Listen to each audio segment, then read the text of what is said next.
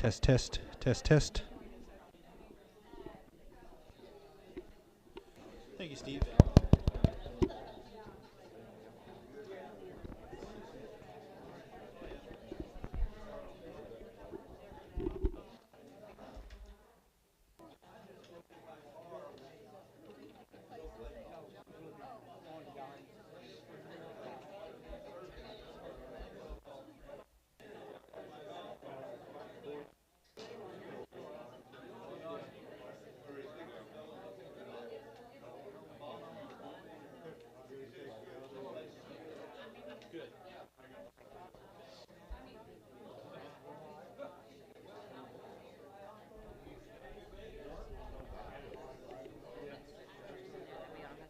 Hey, Will. Hey, it'd be easier to move these rolling chairs in there than. She said she got you one in there already. Oh, okay. You coming? Oh.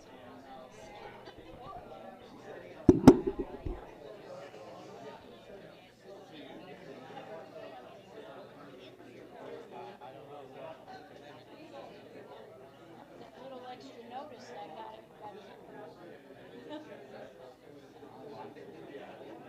I think most of them are here golf. Golfers.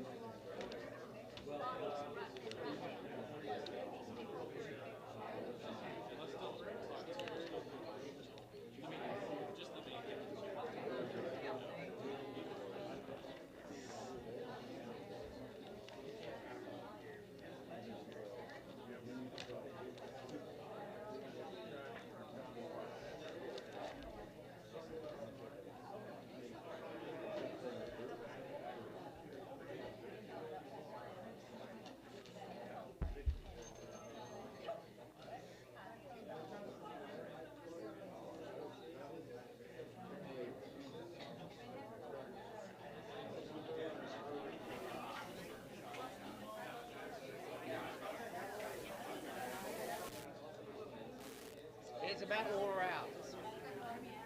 It's just about gone. But those were original chairs when we bought them. Built this building. So 20, 22 years old. They're held up pretty good.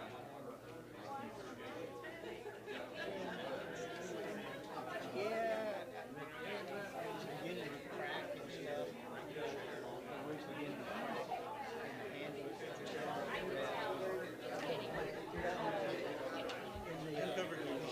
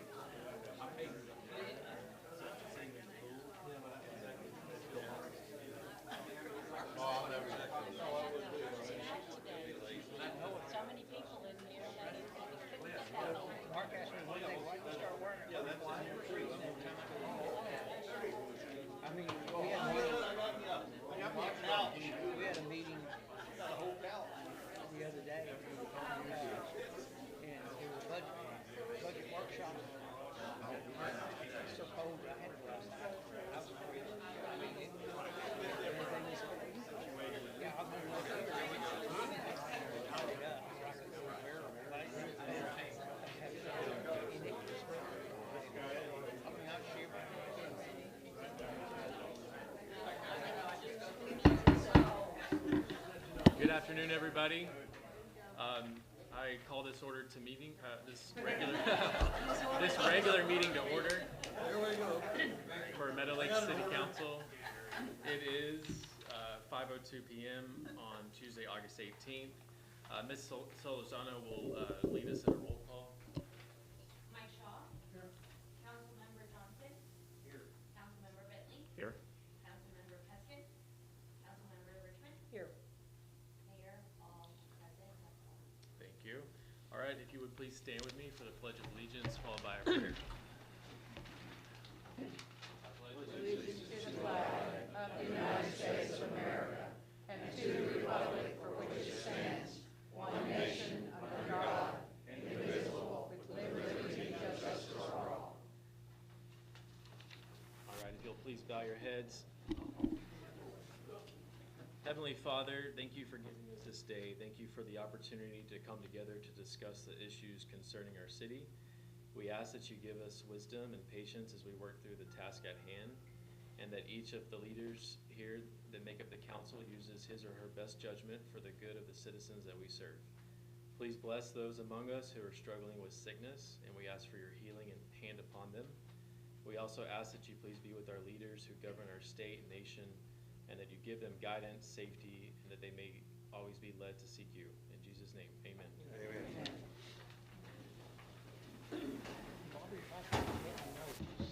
All right, if there are any citizen comments, now is the time. Anyone sign up? Okay. All right, moving on. We're going to change the order of the agenda just a little bit because I know we have a lot to cover tonight. One of the presentations that we have is probably going to take the longest, and so we're going to move that up to the front. And that is item 6A under new business, the presentation of the Meadow Lakes Golf Course Advisory Board. And I'm going to turn that over to our city manager to lead that. All right, Brent, are you prepared? So this has been a work in progress up until now. Brent and the rest of the advisory board have put in hundreds of hours for free trying to help us figure out how to make our golf course even better than it currently is. Some criticisms may not want to be heard by some people, and I think it's important that we all come in with an open mind and see what their insights are and how we can move forward from here. So without that, I'll let Brent go ahead. Comment on your comments. The whole purpose of this meeting was to produce this document right here, Yes, sir. which is a guideline for the city to improve our golf course.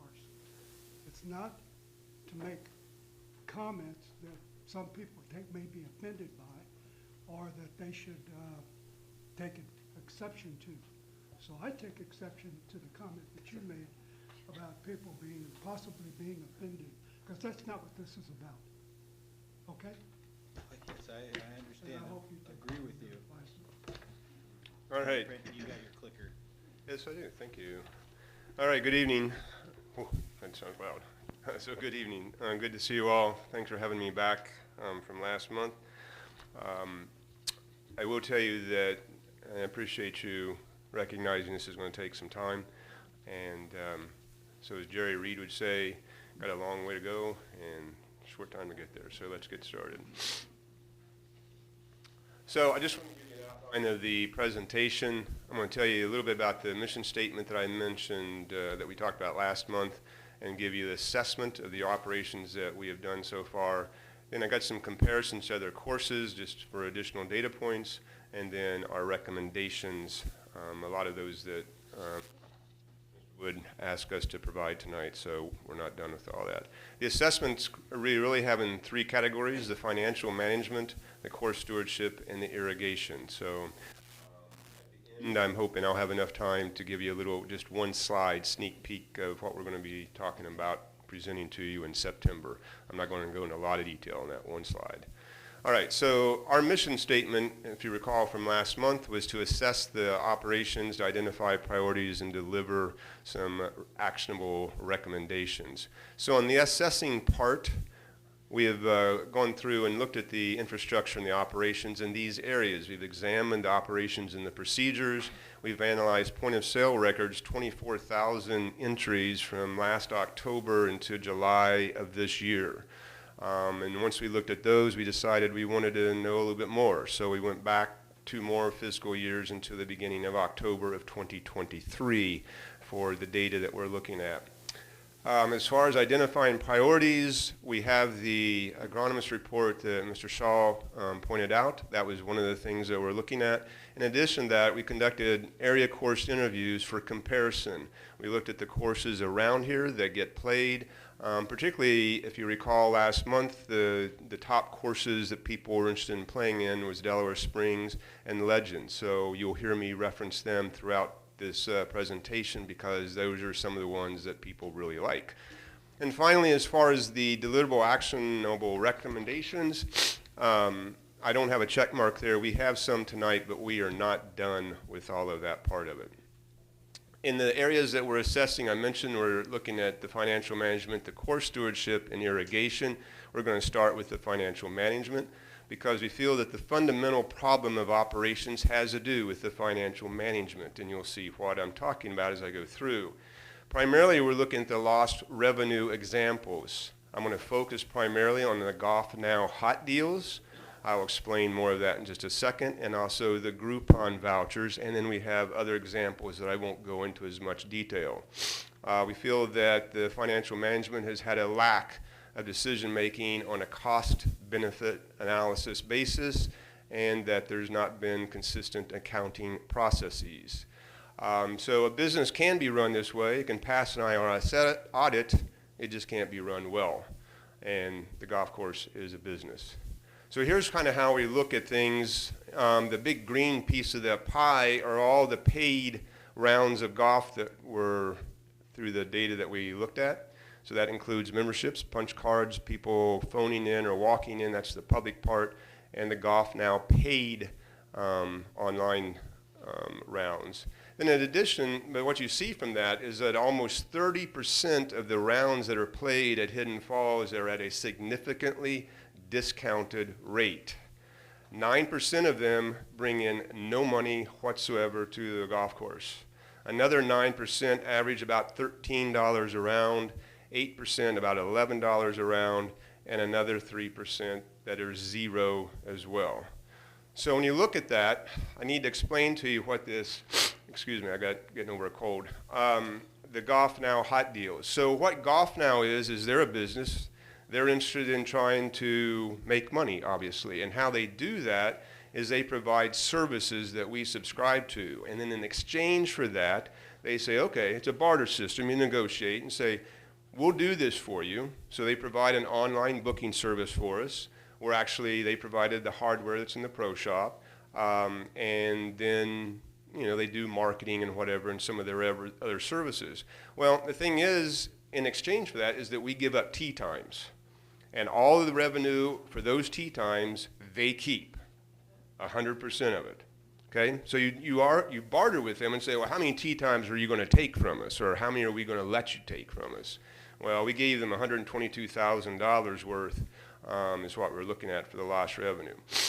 On Groupon vouchers, Groupon, as you're probably aware, is a deal that you can buy on Groupon. You get a significantly discounted rate. And then what happens is when someone comes in with a Groupon voucher to the pro shop and it gets redeemed, when it gets redeemed, then Groupon reimburses the golf course, okay? The rest of the money they keep. And that's why we're only making about $13 a round on Groupon vouchers, so that costs us another $75,000. And then the complimentary employee golf rounds, obviously that's complimentary, but it's another $20,000. The trouble is when we showed the list to Mr. Wood and Mr. DeRoos, a lot of the names on that complimentary employee were names they didn't really recognize as employees. So that means the total lost revenue, when you look at all that, just through 288 days, is $216,000 of lost revenue. As I say, we went back 2 more years because we saw this and we said, well, maybe this year was just an anomaly. So we went back to October of 2023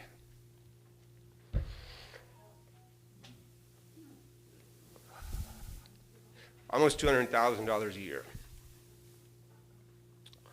I'm going to go into the golf now details because to explain this a little bit more. So you can see that we've had 4,200 rounds, which is about 19% of the total rounds through July that were Golf Now deals. 2172 are ones that were paid for, that we got money for. That amounted to almost $100,000. That works out to less than $46 a round, which is that's already discounted because our weekday rate's 48, weekends are 57. So you can see that the discounted rate, I'm not even factoring that money really in, but we're losing money there. But almost the same number were hot deals, right? We get no money for. It's not hard to see the math. You take that Golf Now rate, not even our rate, the Golf Now rate, multiply it for those number of rounds, that's $96,000 for 288 days, which comes out to $122,000 for the year when you extract it out. So this is everything, as I say, the hot deals are negotiated. So you can see that Llano River on a weekly basis gives up 7 hot deals, 1 per day. Same with Delaware Springs. Lighthouse does 2 a day. Legends, the guy at Legends used to use Golf Now, they don't, okay? And then you see over there the 25 for Hidden Falls. Our contract says that we give them 3 a day. The reason that's 25 this past week is because part of their deal is well, if not all of them get used one week, we're going to roll them over to the next week. So we gave 25 hot deals away this last week. On Saturday and Sunday, again, Llano River, Delaware Springs are giving 1 each day, Saturday and Sunday. Lighthouse is giving 2 each day. We gave 7 away on the weekend. Then when you look at the hot deals before 11 o'clock, I used to use hot deals, you know, when I was playing golf, starting to play, and I recognized that by getting a hot deal, I was probably going to be playing at a not so great time. That's generally what you do is you give them the slow times and whatever. And you can see that no other course has a hot deal before 11 o'clock. We had 17 at 9 o'clock, 10 o'clock, 11 o'clock, 9 o'clock, 9:30, 10 o'clock. So the thing of it is what happens with the hot deals is it's not only the money, but the people playing on those hot deals are typically beginners and they're slow. They're not only hitting the ball a bunch of times, they spend a lot of time looking for the ball, which means that everybody behind them is getting backed up. So that's nothing to do with finances. It's just one of the problems of putting hot deals at before 11 o'clock. So I talked to one golf pro manager and said, it's important that you understand the value of your tee times. Well, clearly, the most popular tee times are going to be the highest value, and that's going to be mornings and weekends, and you can see what we've given away.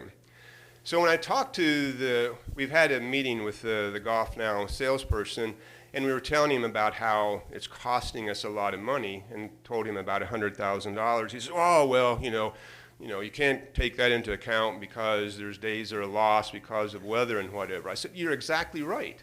You know, it isn't $100,000. It's $12,000 if we took all of our weekday hot deals at our normal rate and our weekend hot deals at our weekend rate, and you multiply those out, it's over 200,000. So yeah. So here's the thing with Golf Now. I'm going back to this slide, and you can see I've pulled out that wedge. The green one, the 2172, is what I referred to before, is the rounds that have been paid for that we got money on. The red slice is what we don't get any money for. Combined, that's 19% of all of our rounds. So Golf Now talks about how wonderful they are and how much they help golf courses, right? 4 out of 5 people that are paying here aren't using their services. I want to read you something just real quickly from the Golf Business Weekly. It says, as golf owners and operators continue to evaluate, more and more golf courses are looking at Golf Now. For years, they've listened to Golf Now talk about their monumental impact on adding rounds. However, these golf courses are realizing it's a one-sided relationship and does not necessarily reflect the right path for their business. And you can see why. We're not getting that much for them. Half of the rounds that we are booked, we're not getting anything for. That leaves the other less than 10% that we're getting any money for. So you have to wonder, is that a good return on your investment? Are the benefits that we're getting worth the cost of those benefits? And Will and Linda Puccioni and I have met with the sales representative once, and I appreciate Will said, well, we're evaluating our options. And so there was a contract that was signed back in April of 2026 that Will wasn't aware of, that now we're talking to the guy about changing, because that's committed us to 2028. Yeah, so that was something he wasn't aware of. I'm looking at your all's faces, I guess you weren't aware of it either. So we're looking at seeing what we can do, because they obviously want to keep our business, but I'm not too thrilled with it right now. All right, on Groupon, as I say, Groupon, that's typically for new businesses trying to attract new customers that they hope come back and pay a regular price, right? So Hidden Falls had 2,100 rounds of Groupon vouchers as well in those 288 days. Generated $32,000 of revenue. But at our weekday rate, that would have been $103,000. Worse, those vouchers offered a round for 4 players to pay, all 4, for a total of $120 on a weekend. Those 4 players at our normal weekday rate would have been $228. That's a 47% discount. So Hidden Falls is suspending Groupon, glad to say, but the reason given was not due to lost revenue. Continuing on with some of the lost revenue, the other courses, I mentioned Delaware Springs and Legends, they each close 2 days a year, and it's for aeration of their greens. Of course, you know we're closed the first Monday of every month, plus every Monday morning until about 10 o'clock. Both Delaware and Legends host tournaments, as we do, but neither one of them close their course for the day when they have a tournament. They have a tournament in the morning, they open up the tee sheet that afternoon, or they say, oh, your tournament can only start at 1 o'clock because we got tee times in the morning. Their tournaments charge premium rates when they do have a tournament. As a result, Delaware Springs tournament revenue was $305,000 last year. Ours was $35,000. Additional lost revenue, these are things that we know about. I'm not going into detail because I've already given you a lot of detail. And the other thing is we're data driven. This board is not just pulling numbers out of the air. We're giving you data. And we don't have data. We just know. People have told us. People on the board know some of these things firsthand. So I'm not going to go into all of that. The only thing I will highlight is this unpunched punch card deal. As we've continued to dig and whatever, just today we finally have some numbers to go with that. And it's going to be part of my recommendations, but we're figuring that that's another, it's been about $150,000 over the last 3 years. So roughly another $50,000 lost revenue you can add to what I told you before. Talking about range balls, this is one of the items we have for there. It's hard to figure out how much we're losing for that. I have up here that you can see that pretty much all the golf courses in the area make about $25,000 a year. The number in those bars are how much they're charging for their baskets of balls. The outlier is Legends, and when I talked to that guy, he says what happens on the weekends is they have players that come out and they buy this biggest basket they could get. He feels like if he had a bigger basket they could sell for 20, they'd probably do it. But anyway, they're making a lot of money on their range.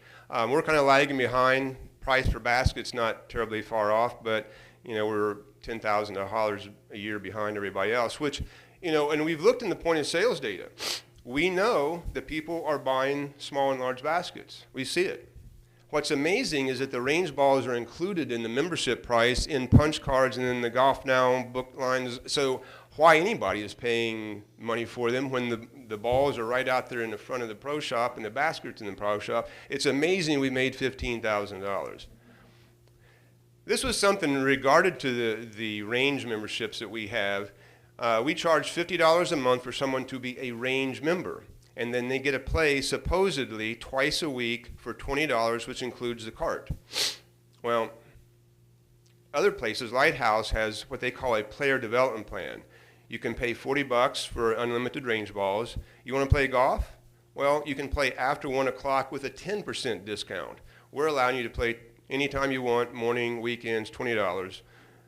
Delaware Springs, on the other hand, they charge $60 for their player development plan. And you want to play golf? book a tee time, no discount. So the financial management consequences with the amount of annual lost revenue that I've just demonstrated to you, Meadow Lakes would have been able to hire a full-time ground superintendent, would have been able to purchase the capital equipment we need, like an aerator machine and mowers, would have been able to buy supplies for sand and chemicals that we need to maintain the course, would have been able to create a capital fund for golf cart fleet replacement, because the golf carts do need to be replaced. And if you had money set aside every year into a fund when they need to be replaced, you say, boom, we have the money to do it, instead of scrambling saying, how are we going to fit that into the budget? So the $50,000 that y'all transfer from the general fund to the recreation fund, that's just insufficient to cover the lost revenue. Let's move on to course stewardship. So the USGA agronomist report echoed our results, the survey results I presented to you last month. The fact that the greens need to be aerated and top dressed with sand. Pre-emergent needs to be applied at the proper time using the right chemicals. Tee markers need to be moved frequently. All that we pretty much knew. He confirmed it. But he also, the beauty of the report, and for those of you who have seen it, it provided the specific steps to correct the conditions that we do have, and the fact that the greens can be restored. They're in bad shape, but he's seen worse. So we can have hope. And he also debunked the claim that aeration won't work in our clay soil. He dug up, we saw the samples, we were walking around with him, and remember he said, your native soil isn't that bad. And the way the greens are set up, they got good drainage, so they just need to be properly taken care of. So the golf board itself, we had what our key takeaways were, and obviously we recognized the urgent need for a ground superintendent to do the aeration and the sanding, and to apply herbicides with a plan, a pre and post-emergent plan, and that there's a lack of management processes. In other words, we don't have signs, we don't do anything enforcing the golf cart traffic and tee boxes. He said that our irrigation system is a high priority, that's what we recognize, but it's not the root cause. We could get a brand new irrigation system. If we don't take care of our greens and tee boxes, we're going to have the same mess. If we don't have the irrigation system, ultimately then the golf course is going to be in trouble. But it's not going to be the panacea that solves all of our ills. Some general comments that he had to say, that the course has a nice layout. He was impressed. He says it just had a lack of attention to detail for quite a while. The practice range, he said that's a positive amenity. Not all golf courses have that. He says that's a great thing, and it's an opportunity to generate additional revenue.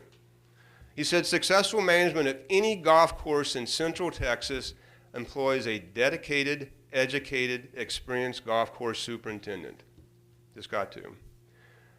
So let's look at our staffing situation. And these numbers are what I had from you like a month ago, so they're going to change somewhat. But it's similar number to what we have in other courses around here, okay? So it isn't like we're way ahead or way behind in that. Llano River does have a hands-on consultant.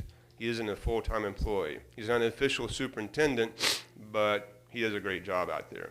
We don't have a ground superintendent. So this slide just shows the relatively number of full-time employees in green, part-time in blue. You can see that Hidden Falls has approximately the same, no, not really significantly less, basically more than everybody except maybe Lighthouse.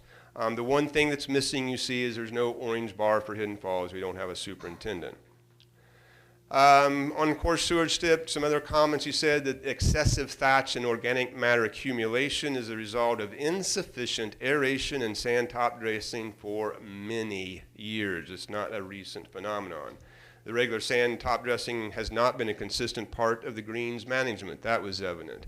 He said tee markers should be moved at least every other day and daily when play exceeds 150 rounds the previous day. That was a suggestion given to the pro shop 3 years ago that still hadn't happened. He says there's a handful of red tees that are undersized and require leveling, particularly number 8 I have in red, because number 8, inexplicably, the gold tees are mashed up there with the red tees. It's a small tee box in the first place, and you got all the women and all the guys that are playing gold and all the guys playing red hitting from an area that's about as big as half the distance from me to Mr. Wood. No reason for the gold tees to be that far up. Anyway, pretty much all those where you have red tees that are separate, they're too small. They need to be leveled, they need to be expanded so you have room to move the tee markers around. Continuing on, he said, if there has been a pre-emergent program, it's not been effective. On par 3 holes, carts should be restricted to the cart path for the entire hole. Gosh, like we've never heard that before. Every other course around here that you ever play, there's always cart path only on par 3s. It's a common rule. We don't enforce that. There's no signs, there's no enforcement. On all other holes other than the par 3s, golfers should be directed to return to the cart path approximately 30 yards from the putting green. And I say directed, that means with signs and having marshals that interact with violators, okay? We don't do that. We don't have anything going on with that. That's why people drive all over the place. On this unrestricted golf cart traffic, he said he saw a lot of that. And going on is that this excessive cart traffic increases the soil compaction, accelerates turf wear, diminishes the playing conditions, all common sense, and weeds thrive on compacted soil. He says we need to implement a comprehensive golf cart traffic management program consisting of improved signage. How about just some signs, period?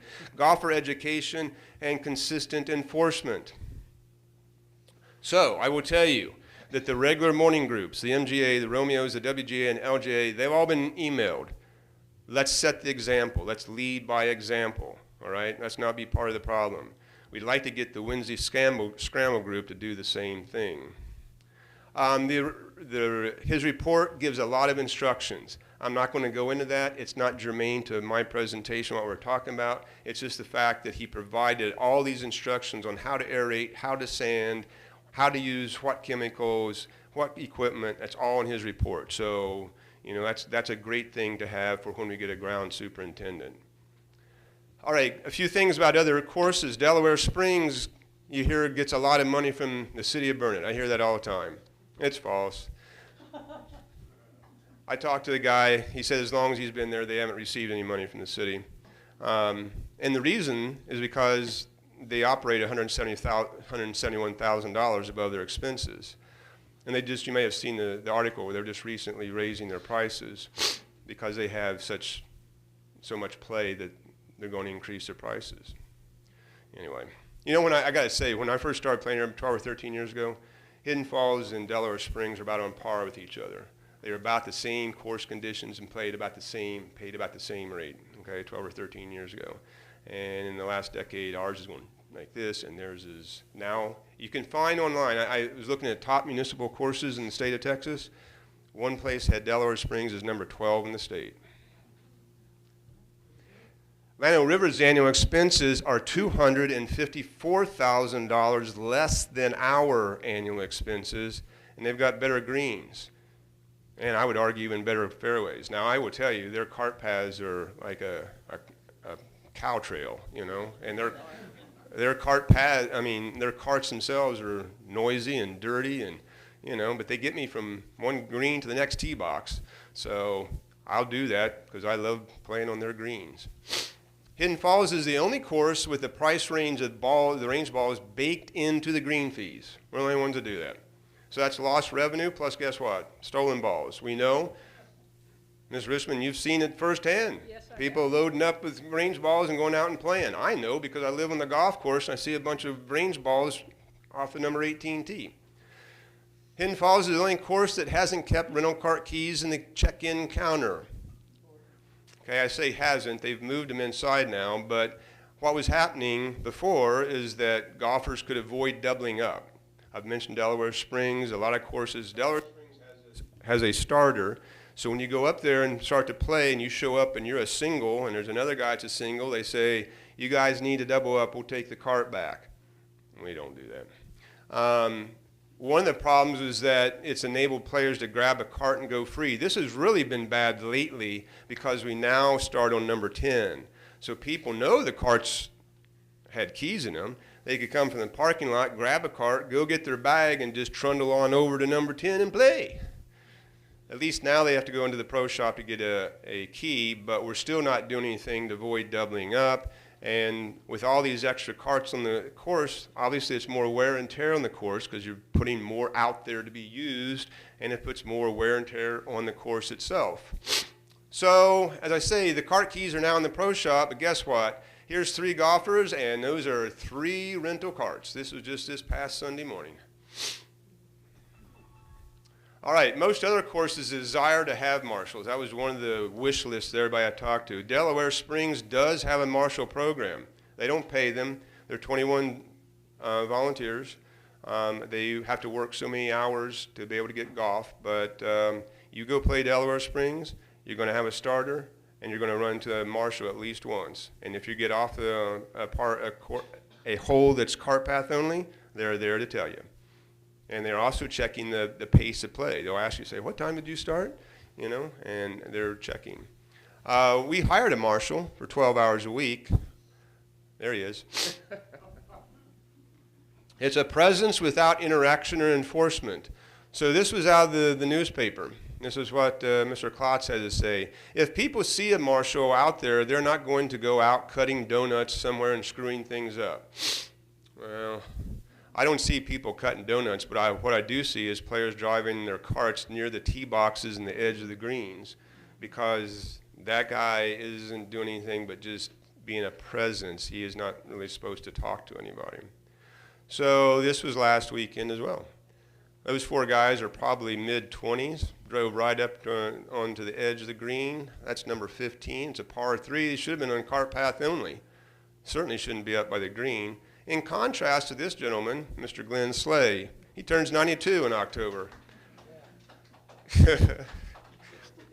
He's my hero. He still parks his cart on the cart path and walks all the way up to the tee box and to all the greens. Maybe that's why he's still playing when he's 92. All right, last couple of things on this. Hidden Falls Pro Shop, the full-time staff is similar to other courses. The part-time staff is a little bit more. You can see here it is. We've got 12 people. And I will just say that this is not hours. This is just employees, right? So I don't know. Maybe the 12 that are working part-time is the same number of hours as those at other golf courses. All I know is that there were 12 on the payroll. Last thing on the assessments of irrigation, not a whole lot on this. We know that the current system has exceeded its expected lifetime. There's evidence of limited upgrades in the course, but not enough.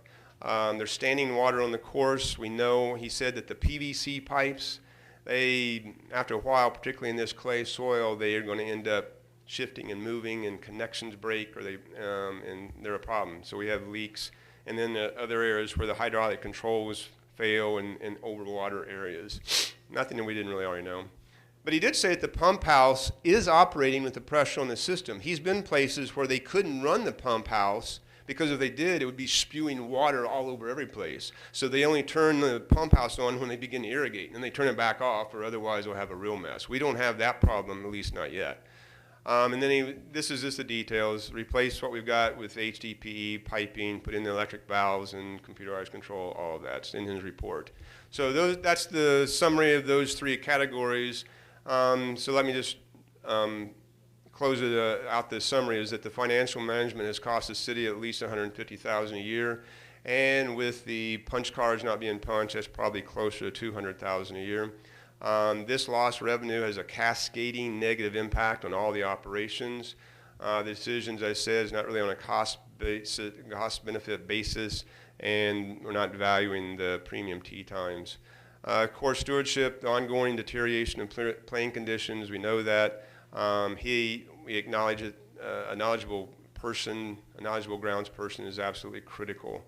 And then there's an apparent unwillingness to develop or enforce policies and procedures in order to protect this asset. We've got to change that. We have to change the prevailing attitude and culture.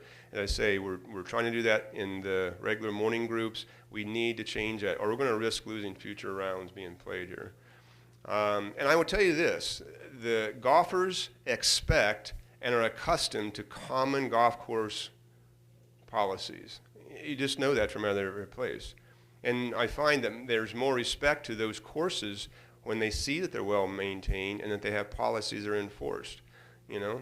But when you see everybody just going all over the place, you think, oh, I guess it's okay. The irrigation system, as I say, it's old, it's got leaks. It's a high priority for the golf course. If we don't have the irrigation system, we're going to die. can't play it like that. But it's also, I will say, it's necessary for the city because it's the endpoint for the safe water disposal. So it's a two-sided coin there.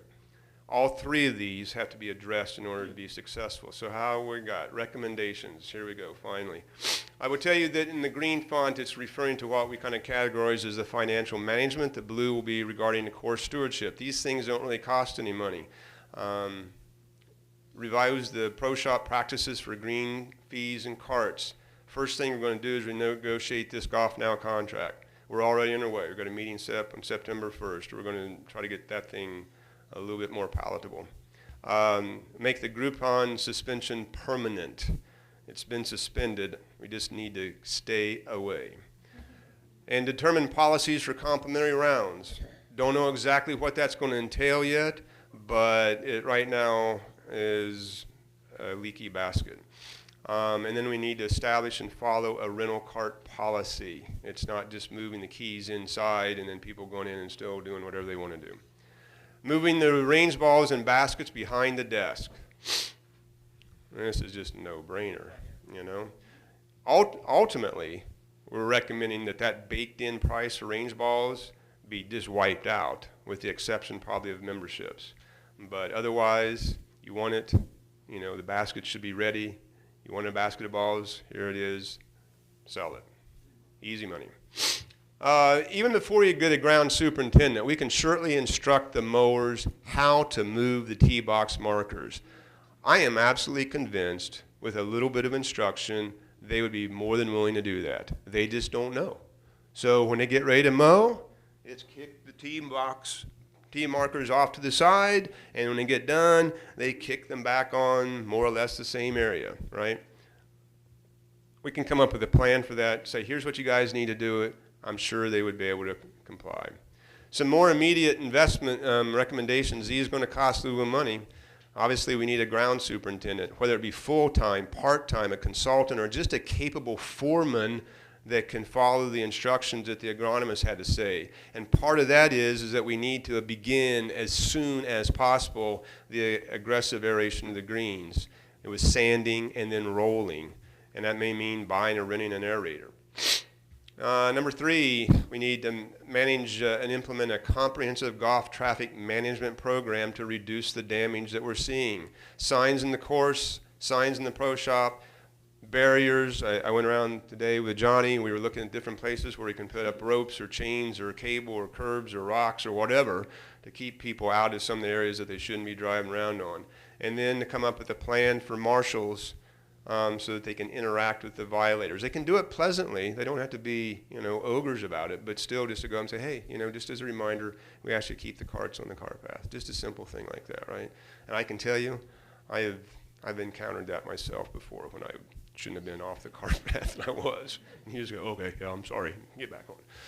All right, for the next 6 months, a little bit further out, we want to develop and implement a new simplified, attractive prepaid plan options. Really want to try to get the I call prepaid, what we're talking about is memberships, but because we're a public course, we can't call it memberships, so anyway, they're prepaid plans, but semantics. We want to convert the existing range membership to a true player development plan. That's another leaky bucket, and I like the idea of what like Delaware Springs does or out at Lighthouse. Here you can get unlimited balls. You want to play, you know, we'll figure something out, but you're not going to be paying for $20 a round.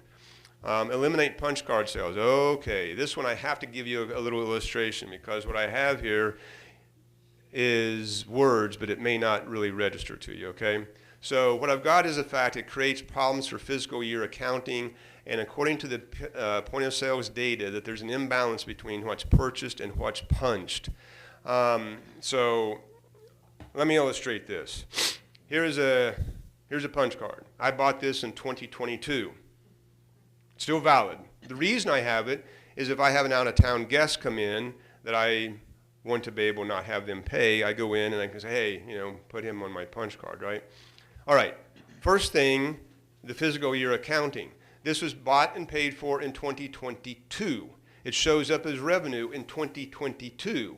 When I go and have it punched in 2026, it goes into the point of sale data as 0 revenue because it was paid for in 2022. So you can see from an accounting point of view, that caused That's just kind of a quagmire. It's just ugly to keep track of that. But here, let me illustrate for you real quickly. Let's say I have a friend coming in from Houston. I go into the pro shop and I say, hey, this is my buddy Trey. I'm going to pay for him with a punch card, but I left my punch card out in the car. And they say, okay, no problem, we got you. And they put in the point of sale, Brent Fisher, member, guest, punch card. It's now in the point of sale data. Boom. We go back to my car, get our golf clubs, load up. We go to the range because we're not going to tee off for about 30 minutes. And then we go, oh man, it's time to go. We go over to the tee box and tee off.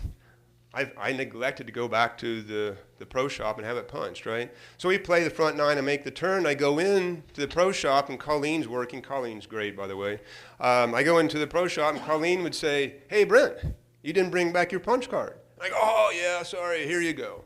But let's say I make the turn and all I do is go to the bathroom and I go ahead and start playing the front nine.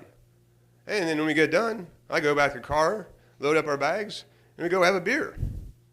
Did this ever get punched? No. Is that a problem? Yeah. Happened about 6,000 times over the last 3 years. Yeah. We started looking at the data, we're going, how come we have more records of punch cards showing up in the point of sales than actually punch cards being purchased or punched? Seems like that's a problem. That's why we say we need to get rid of them. I'm saying I'd like to get rid of them immediately, but we said next 6 months because we don't have the membership plan in place yet, so we got to have a little time. But maybe we can start saying selling them and there's an expiration date on them or something. All right. And the reason I want to eliminate punch cards is that we as a board are saying that we want to encourage memberships. Okay, one, if you have memberships, that's an annual thing. You can see what people are paying and it makes it easy for planning and budgeting. And the other thing of it is I'm convinced that when people are a member of a club like this, they've got some skin in the game in essence. This is their course. And they're just going to naturally want to take a little bit better care of it than to just show up and go, well, I just had it punched. I don't really care. I'm going back home, right? But it's different when you're a part of a member.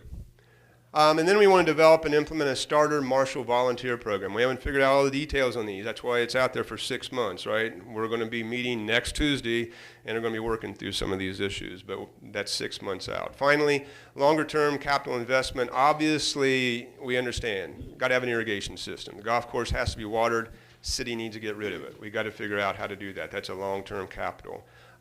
When I mentioned this earlier, we want to start developing a capital fund for golf carts. They're going to have to be replaced every 4 to 5 years. Sad to believe, but that's just the way it is. And we know they're not cheap. A fleet of 80, we've seen what that's going to be. You know, you need to plan for that. Put aside $200,000 a year some way so that when it's time to replace it, you have the money for it. We talked about installing mats on the practice range. Right now, the practice range gets beat up. If you ever go out there and try to hit off the practice range, it's got divots all over the place, right? And you move where you can hit from, but it gets torn up. And then it has to be sanded. And it has to have grass seed thrown on it. And you put down mats. That's what Delaware Springs and Legends do. You know, they got good mats now. They'll last a good number of years and be a lot less maintenance and much more attractive. And finally, this was something that the agronomists talked about, is if we had a greens nursery. You're growing grass in an area, make sure it has to be irrigated, but you have a greens nursery, so when there's a bad spot on a green, you can dig that sod up and replace it from the nursery, right? I think it's a great idea. All right, I tell you all this, realizing that there's going to be some recommended change, there's going to be various degrees of resistance, right? No one likes change, so we're probably going to have some resistance. However, I fully believe that most people will appreciate seeing that intentional improvements are being made and they'll be supportive of it. And ultimately, we'll be able to restore this asset for the city and for the golfers. Sneak peek, I told you. Last slide. Next month, we're going to talk about what's happened with the Golf Now renegotiations. We're going to recommend plans for membership, recommend plans for the starter marshals, and recommendation for policies and procedures that we'd like to see enforced. And I believe that's it. Thank you for your time.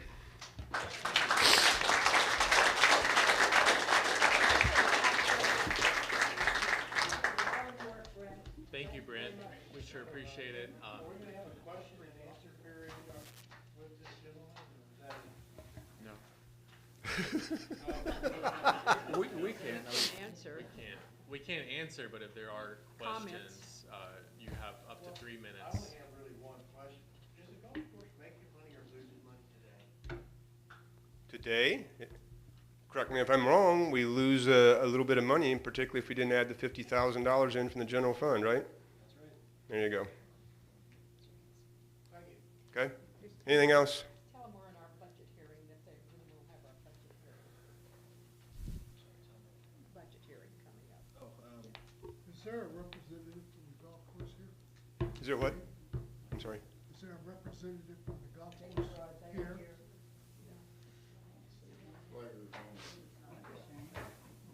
I see David or. Okay. Brent, thank you. Hey, Brent. I just want to say, You've exceeded my Yeah. expectations. Great job.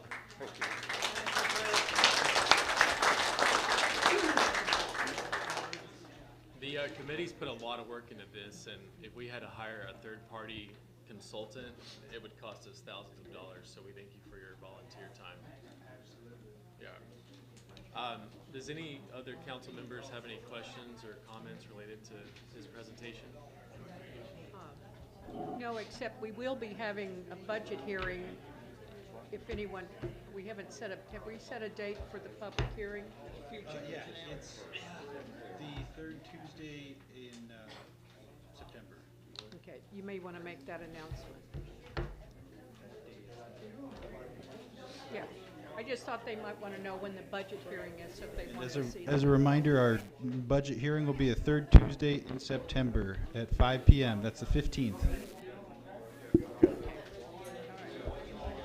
We'll get back to this.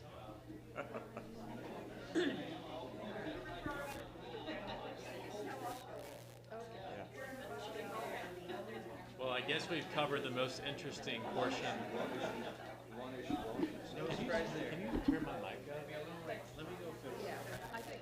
I said, I guess we've covered the most interesting portion of tonight's Tell them when the budget agenda. hearing is. We have a budget hearing coming up. What is the date of that? It's,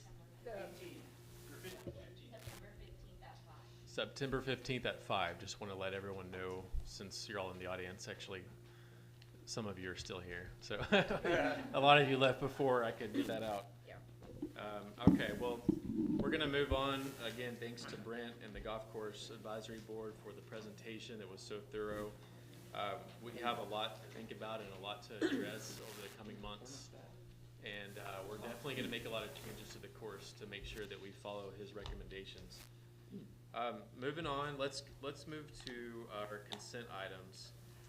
The items listed here are considered routine and non-controversial by the City Council and may be approved by a single motion of the council. No separate discussion or action on any of the items is necessary unless the council desires, at which time a council member can select the item to be discussed separately. Do any of the council members want to discuss a consent item separate?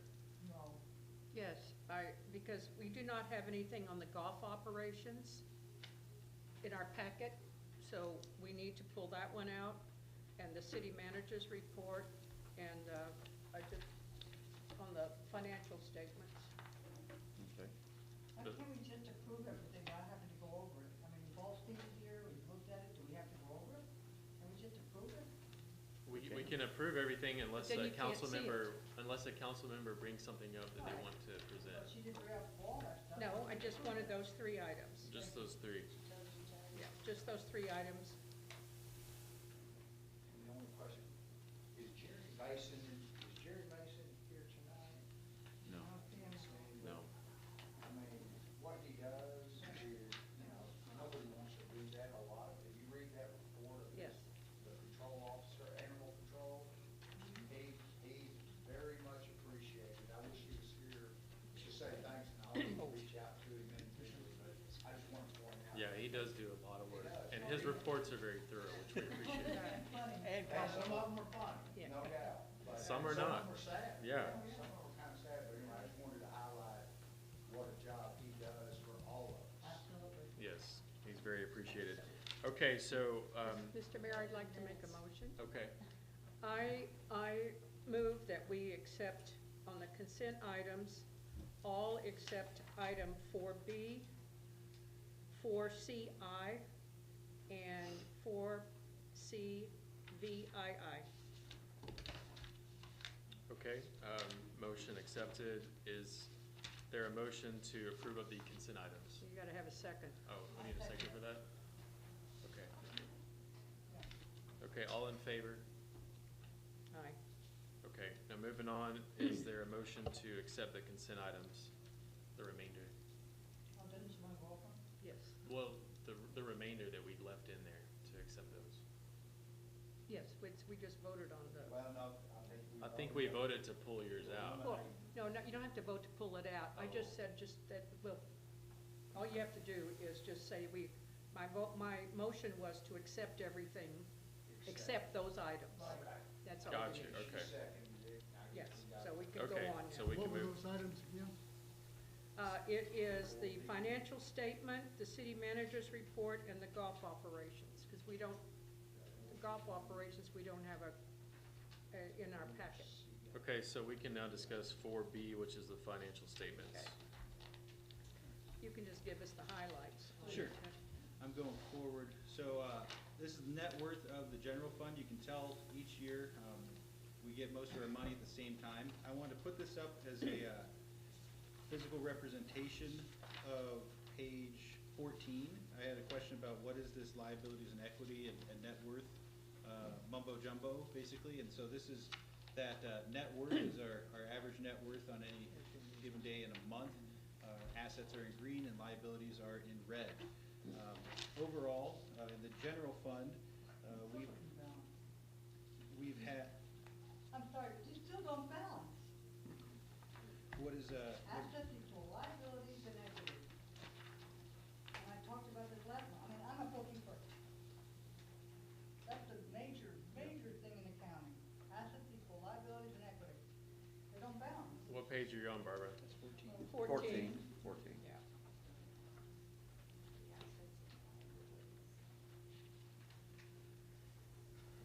I'm just saying that, we can fix it some other time. Sure. Where do you see it? Are you seeing the Well- assets in equity? Yes, Yeah. there's a difference of You're right. about $180, $180. I'm not sure how that could happen. That must, Yeah. I pulled it directly from our. $10,000, it looks like. Yeah. I didn't catch that. That's directly from our QuickBooks, so I'll take a look at that tomorrow, see why there's, Yeah. You The, mentioned that last month, if you remember. I do.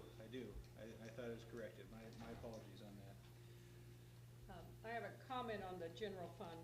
Looking at where our expenses were, is that in this year-to-date, our main expenses that are higher than what we projected were the city attorney, which I know we're gonna talk about a little later. And so, which puts our total administrative expenses higher than the year-to-date budget. The other question I had was under employee expenditures, we have a miscellaneous, which, the problem with that is the year-to-date budget is $6,650. Well, that's a little large for miscellaneous, and year-to-date, we've spent $456. So I just think in some cases to go through and look at what our miscellaneous are and to see what categories are, so that we can see what we need to work on, that's all. Okay. And break out miscellaneous a little bit more, see what we've Yeah. spent it on in past years, absolutely. Well, you've done a good job in identifying all the income and Yes. expense, so I appreciate that. Thank you. And I like the format, Yeah. it's easy to read, Glad to hear it. I want you to be able to understand what I'm putting on the paper. yeah. Any other questions before I continue, or comments? All right, then I'll give us a quick breakdown of each fund before we move on. So, general fund, total revenue as of end of last month was $974,000. Total expense was $831,000 for a gain of $143,000. For the utility fund, total revenue was $1,300,000. Expense was $1,388,000.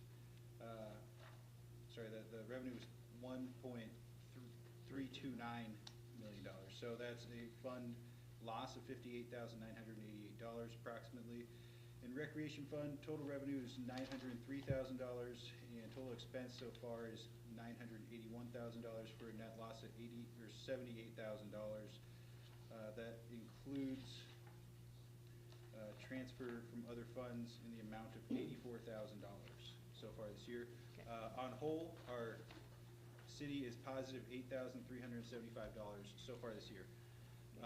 Moving forward, this is a breakdown of our costs and expenses for the general fund. You can see that the administrative expenses, which is largely employee salary, takes up the lion's share here. Like I mentioned earlier, we get most of our money in 2 months in 2 large sums, and mainly in the form of ad valorem property tax. This is a breakdown of our income and expense, previous year comparison for expense and income. You can see our income and expense are relatively the same. We have reduced our expenses compared with past years, however. And this is going for year to date, not year as a whole. Moving on to our utility fund, we're a stable asset, or stable net worth for the most part. Johnny did a good job for years of making sure we built up capital reserves so that we can do the projects we need to when we need to. Our story is the same for employee expenses are our lion's share. We need people to operate the machinery and make sure we got clean water going in and coming out. And our expenses income usually are roughly the same. We're expecting good months for this month and next month for water sales. It's a dry time of year, and it's profitable whenever we do produce water. So I hope we get the rain, but if we don't, this fund will look even better. This is the recreation fund. So you can see it's also relatively stable. What assets do we have in the recreation fund that you're listing? So assets there include the buildings themselves and our equipment, as well as our cash on hand. Yeah. But our problem with the recreation fund is the cash flow. It's a cash flow, yeah. From the golf course. Yeah, so we have the assets, but net worth is going down a little bit because our reserves are going down as well. Oops. Here is the grounds maintenance and pro shop take up the lion's share. That's employee expenses for the most part, and our expenses often exceed our revenue. And they exceed it by a lot when we don't keep pace. So it still costs us to have nobody play on there at all. This can't be explained though by just reading dates. I had one comment on the recreation fund, and I haven't checked it with what we're budgeting, but year-to-date, our maintenance is much higher than what we had budgeted last year. So I don't know how, I assume it's because we have a lot of older equipment and with the irrigation system. So I think one of the things, I haven't gone back and looked at the budget line item to see if we have, do we expect those maintenance costs to continue at that level since they're all higher than what we had in last year's budget?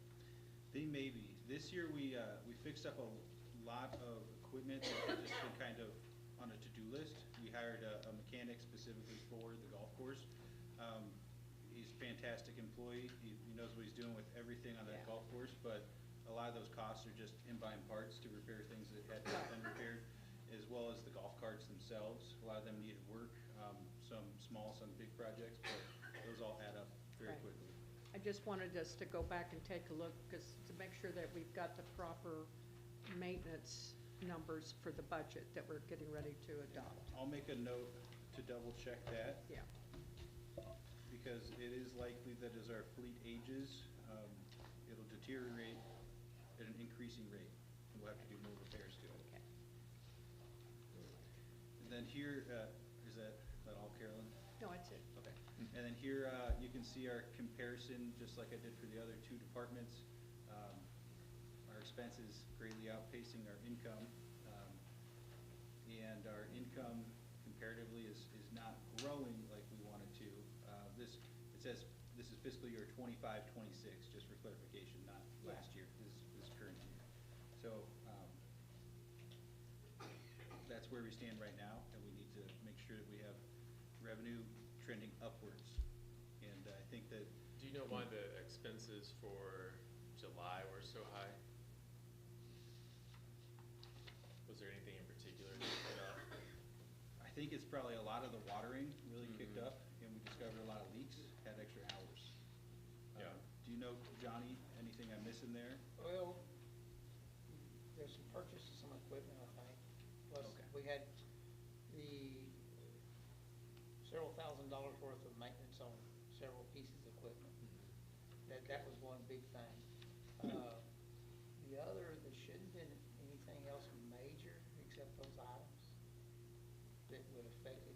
And I'm not for sure, but I'm not aware of anything else that would affect the expenses on the utility side. Now, the recreation side, I'll jump in here just a little bit. The recreation side, help Will out here, they've had a lot of unique, the question was, they've had a lot of leaks.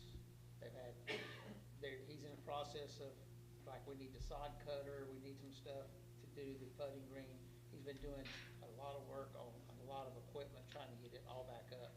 And it's the same kind of thing we talked about, is if it's a piece of equipment you don't use, then rent it, you know, because someone else has got to maintain it. But that's the only thing I can think of, is And irrigation. I think I know they bought some heads and stuff, and they're in the process. I don't know if grass seed had been purchased yet, but Thinking it'd about be it a big hit. also, That'll be a big hit. it's probably the insurance got broken out too. That's one big one. That's probably where. That's probably the biggest one. Big portion of that came from, because I've been breaking it out outside of QuickBooks, giving into our reports, but that's probably why it showed up there. Yeah, that's probably why utility funds up and general funds up, is because all of those hit at the same time. There's what, Yeah. $102,000. It was all, that's the one that was all in the general fund, and it got separated out. That's our Yeah. employee insurance. Okay. Mr. Mayor, I move that we accept the financial report. Okay. May I get a second? Ms. Pet? Ms. Pet's gonna beat you to it. Yeah, all in favor? Aye. Passes unanimously. The next item we're gonna move on to is, city manager's report. Back to Will. All right, were there any questions or comments about my report? I don't have a ton that is not in here to give to you, but I'll touch on a couple things. First, we do have an item on the agenda. It's new business, item B. Guadalupe Valley Telecommunications Company won't be here tonight, unfortunately. They need a little bit more time to put their ducks in a row. However, I do want to keep you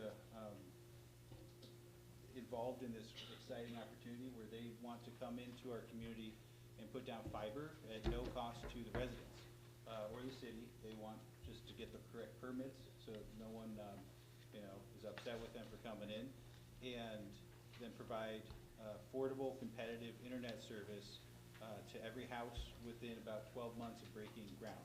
So that's something I'm hopeful that they can come next month.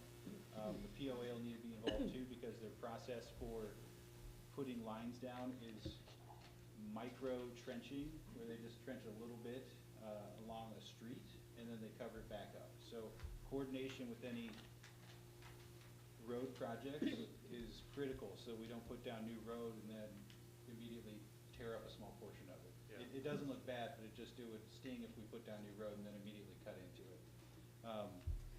What is their time frame that they were looking at? Was it maybe next year? Yeah, they're looking to begin relatively quickly. Okay. Yeah, next 12 months begin, and then finish within 12 months of that start. Yeah, they said it'd be about a $5 million investment, approximately. Your base plan costs about $40 a month. It goes up to 90 or 100. They need to work on the pricing exactly. So if they got everybody in town, it'd take them years to recoup their investment, but he said they have cash on hand. They wouldn't be getting a loan or anything. They'd just be able to pay for it. So, Have we looked at liability issues? Granted, they're gonna do a dig, and it's just a small trench and all that, but did y'all discuss liability? Would they be bonded or whatever's necessary to prevent any problems? I would imagine they'd carry their own insurance and be bonded. We didn't discuss it though. I can confirm with them. They'd be ready for any of that. Okay. Is that all for the city manager's report? Anything else covered? Only, did you have- Sales tax. How about G?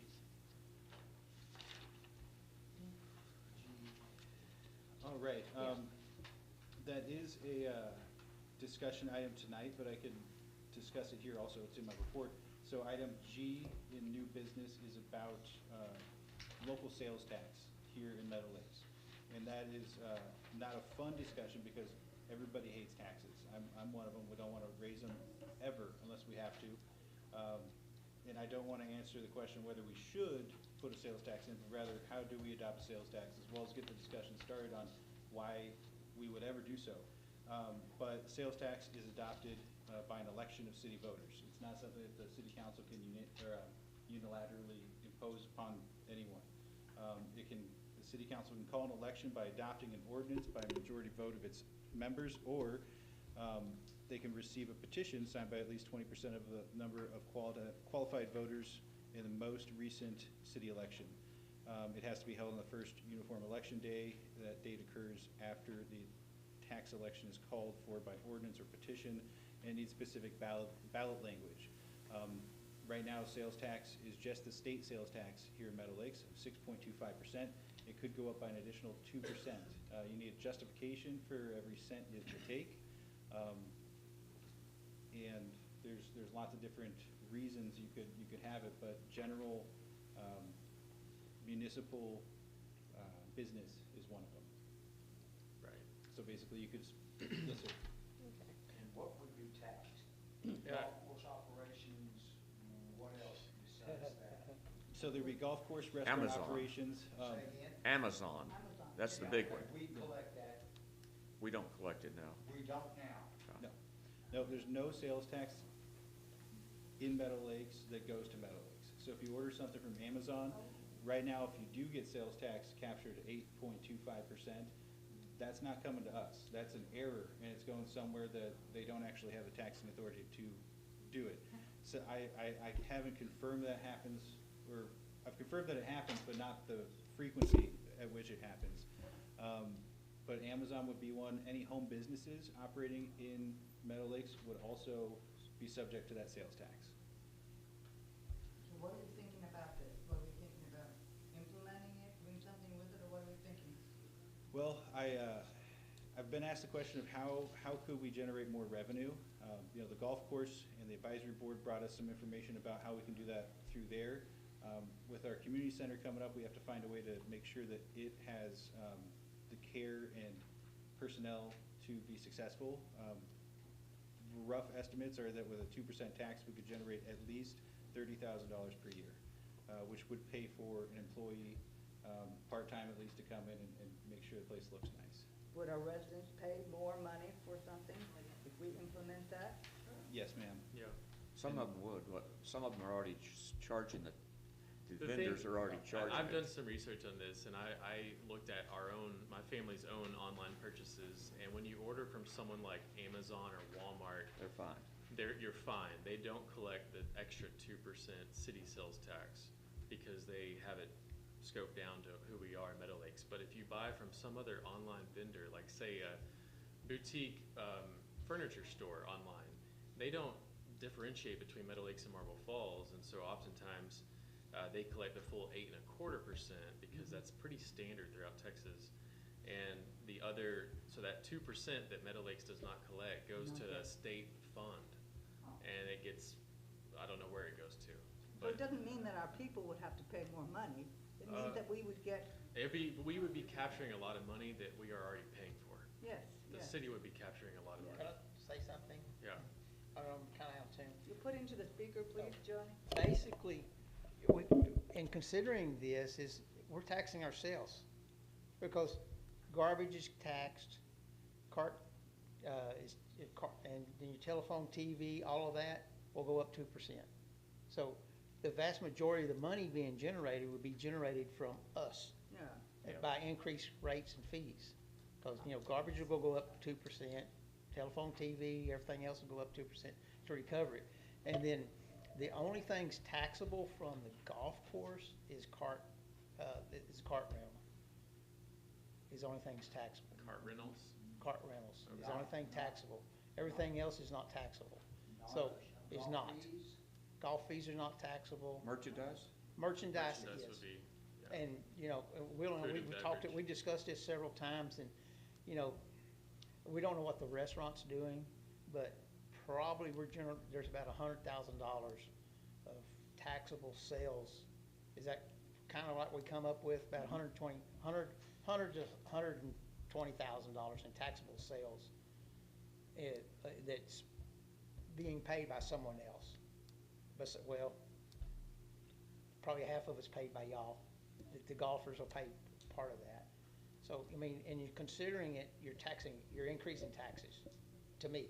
And then the downfall is, you have to decrease your property, the O&M, is that right? Yeah, that's something I need to research a little bit more. I don't think you necessarily have to decrease your property tax to offset gains from. Yeah. You may have to the first year. Yeah, I think the beyond first year you have to. Yeah. And then after that, you're free and clear. So, just in consideration, you know, think about, if you do sales tax, and they are, I'll keep talking for a minute. There are some pros and cons that Will and I've talked about, is because there's other people can take the sales tax. Hospital districts. EMS. Well, that has to be voted on. Right. The fire and EMS has to be voted on. You have But to they go can do to it. NESD. There is hospital districts, I think there's like 3 different things that can be actually take part of that sales tax money before we get it. So, you know, it's kind of a catch-22, you know, to me, to a large degree. But the main thing I wanted to mention is that we'll be taxing ourselves. So we're gonna be, most of the money is coming from us. I think we need to do more research before anyone makes a decision. Good. Also, I think things may change when we get a new community center built with a new restaurant, because there's gonna be a lot of sales there, a lot Hopefully, more there's sales. a lot of sales. And we also have to figure out a way to pay for the upkeep of that new center, because we're probably gonna have to have a full-time person to just be on, for maintenance and janitorial service and so forth, so. And just for information, there are only 2 uniform election dates. One is the first Saturday in May, and the other is the Tuesday in November. Right. So that's the only time when we can call an election. So since our building won't be completed until September 2027, you know, and that's when we'll probably start seeing more, you know, income, or see how it works. Yeah, Yeah. you can assess it then. Come back to that later. Right. Come back to this later. Yeah. Yeah, good. Okay. Okay. Mr. Mayor, I move we accept the city manager's report. Is there a second to accept the report? Mr. Johnson seconds it. All in favor? Aye. Motion carries. Moving on to golf operations under consent items. Great.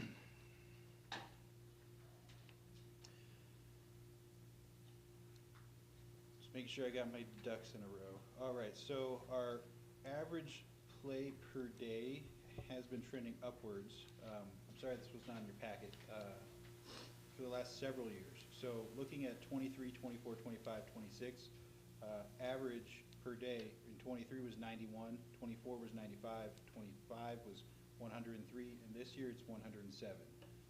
That's total rounds, or average per month, for 2026 is 3,266 in a month.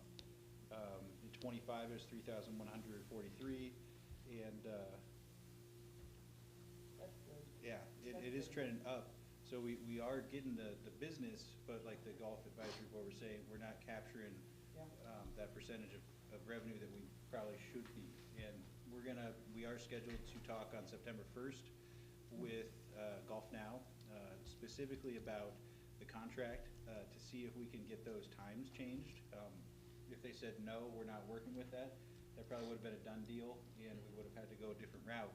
But they said they'd be very flexible and understanding. I told him, you know, we absolutely need to get more revenue. So work with us, and maybe we can keep working with you. So on the Golf Now contract, are we able to get out of that for any reason, or is it, are we stuck until 2028? That might be a question for our legal counsel. Okay. Yeah. I have a comment. My only comment with Golf Now is that if they're getting morning tea times before 11, we're not getting them, because like I run a couples scramble on odd Fridays and even Sundays, and we can't get morning tea times. And so we've suspended play for Sunday because we're not playing at 11 o'clock or 12 o'clock. That's just, You're saying you can't get those teachers because we've given them to Golf I Now? don't know. All I'm saying is that we cannot, our groups cannot get morning tea times. But if, obviously, it has to impact us sometime if they're giving tea times away prior to 11 a.m. That's my only comment. I don't know which ones are going, but that is something that we should not be giving tea times, morning tea times, if our own members can't get those tea times. And in this Right. heat, we need those early. That's, Oh, and for that's sure. my only comment about, yeah. We should be given preferential Yes. treatment, that's Yes. all. And is there a way to scale down how many of those, I don't really understand, free tea times were given away? Yeah, and it's a barter agreement where we give them the tea times, and we do get things in return. So we get advertisements from here to Austin. So we'd have to look at the alternative cost if we wanted to do that. You know, I don't have the exact amount it would cost us to use Google or any other advertising agency to get those same impressions on potential customers. Same with our booking system, that's entirely through them. And it is sort of it's a negotiation, because there's not a hard dollar assigned to how much that's worth.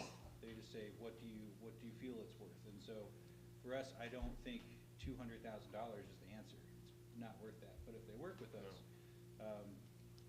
Have we found out what other golf courses are using Golf Now for the booking system? I don't remember off the top of my head, but yeah, we do have all. I would think that the Golf Yeah, Advisory they would. Board would know, because they were Well, looking, he showed. they showed, And I looked it up while we was Yeah. talking. yeah. I didn't see anything from Legends, but Delaware, Lano, Lighthouse. Lighthouse, they use, Well, they use it, but they may not use their booking system. We use them. They have a proprietary system where we book tee times Yeah. through Golf Now. Yeah, right. yeah, for- we don't for know. all tea Oh, times. I see what you're saying. Yeah. Yes, Not just for It's discounted software. tea time. Right. yeah. We're actually using. We're using their software, yeah. I don't know the answer. We'll have to- Yeah. Okay. All right, Mr. Mayor, I move we Oh, accept. Can I, oh, yes, I'm two sorry. more things on, Okay, good. on that. We are updating our cash handling policy immediately to make sure it's counted correctly and handled correctly, so that there's no opportunity for theft up at that, Cash handling at the pro at the pro shop. That's correct, and we also installed security cameras to make sure we have a safe, Good. secure environment up there. And like we put in our draft budget, I have talked with Jason Kelly to come on as a contract superintendent. We call him, contract superintendent. He has the skills, knowledge, and experience, as well as, he got educated about it and has that experience that the Golf Advisory Board said is necessary for someone in his position. He's gonna start on October 1st. Is he We're- full-time, or will he be full-time? He'll be part-time. Part-time. Yeah, How many, any specific hours we We're talked still about? working out the exact specifics Okay. of his hours, and we're meeting on Thursday with him. Okay. It'll be better than nothing. How many years have we gone without a golf course superintendent? Since It's Trini Mr. night. Solozano passed away, which was a little bit before I got here, so about 3 years ago. Yeah. Now, that's all I've got for golf course. Okay, thank you. I move that we accept the golf operations report. Is there a second? All in favor? Aye. Carries. Oh, we're done with 4. That Golf Now conversation, are you gonna be into that? No, I'm not involved with that. That's the And, Brent? Will is and Brent, the Golf Advisory Board is handling that. Okay, let's move on to new business. Old We didn't do business. old business. I'm sorry, 5A. old business, we're jumping around here. Old business, item 5, update on the community center complex by Johnny Thompson. This is kind of a tag team between all of us. I'll get up.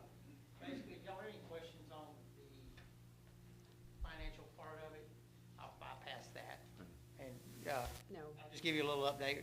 Hopefully, we're pouring concrete next week. Gonna pour help me out here, Mike, the structural wood, the structural steel is up. The structural wood is supposed to begin next week. So things are beginning to rock and roll a little bit more now than it was before. There were a couple of things, there's 3 items that we just wanted to talk to you, advise that they're within the city's budget is the water cooler. The cooler, which is about $84,000. The generator is what, 86,000, I think, in that neighborhood. And then, of course, the putting green, we had a budget, but I think it's shot. So we're gonna have to rework it because of grass cost. So that's kind of the construction end of it. But Garrett and Mike can tag team me here. We're gonna show you the first round of first impression or first of the new swimming pool. And I think you'll be impressed. This is the original that we started with. Basically, it's just a rectangular pool, very basic. Now, what we have moved to is a completely different design. It's pretty close to what we're looking at. We pulled the, I'm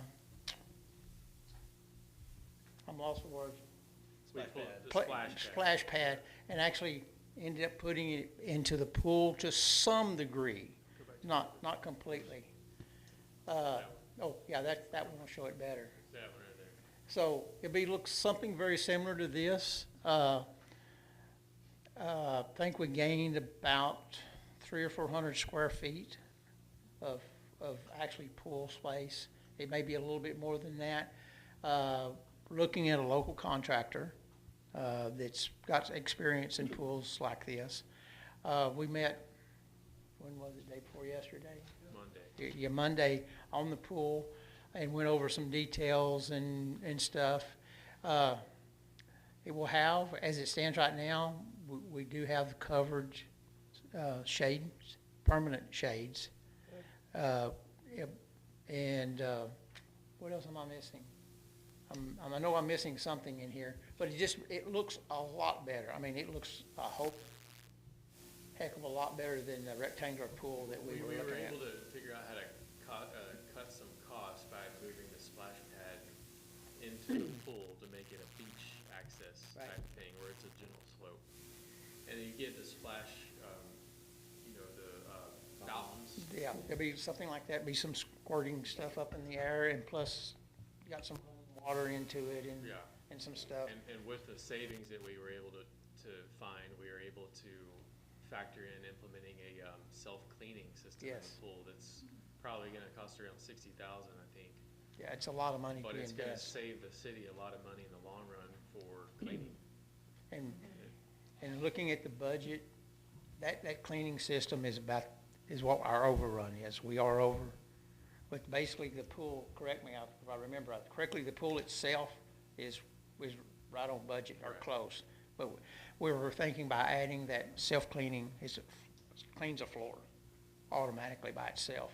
Is that with the number of trees and everything else we got, it would just, I think we may have that investment up front, but we're gonna save it in maintenance and labor. The pool will be probably the last thing done, because they said they didn't want to, the issue was, they get dirt and stuff in it during construction, so he said that would be the last thing. It's highly unlikely that it'll be finished, correct me guys, but finished by next summer. It'll be towards the end of the summer before it, unless something really perks up and they really get on the stick. It's got a volleyball area, and it's got a pretty flat area for aerobics. I think we captured. And swim lane. Swim lane. And the swim lane, it's got a swim lane, it's marked, so there'll be actually 2 lanes that you could use, but they'd be marked. I think we captured everything pretty well that everyone wanted in the original design. We just moved it over here. But you can see there's steps down from the shallow end, which is the rounded end. There's steps down to the deeper water. So there's actually sort of a control point before someone, a kid could get into deeper water. We So talked. Johnny, was the north to the right side of the screen, To the top of the screen. top of the screen? Top of the screen, yeah, Okay. because the new building is over there, that dark, To the right? the dark stuff, that's where the building is. Okay. And then we've got some areas like where on the bottom left where it's shaded in, it's gonna be like maybe AstroTurf where kids can play on and just a little, We're trying to minimize the amount of maintenance. yeah, that's minimal required. maintenance, yeah. Yeah, it may cost us a little bit more, but again, you know, labor is so costly that we may spend, you know, a few $1,000 to put the AstroTurf down now, but it'll save us that and having to probably keep the pool Resources, clean. yeah. Because it's gonna be difficult to keep grass and stuff. Are we going to have any umbrellas in where the beach entry and the splash pad area is? Yeah, they're gonna Yes. put holes in there. I think click, Okay, yeah, click that's one of what I was those. wondering. Okay, sorry, there you go. This one doesn't show it, but. It doesn't show it, but we did talk about it. Yeah. Yeah, and then those umbrella, or they actually put them in. There's some accents that Garrett really worked on that's like a rock or something. It will have some flowing water that'll go into it. Is that pretty well what we talked about? So it's a lot of stuff, it's not a lot of expense, but it just enhances the aesthetics of the pool. But as we found out, the original budget didn't reflect the covered, because they reflected putting in shade cloth.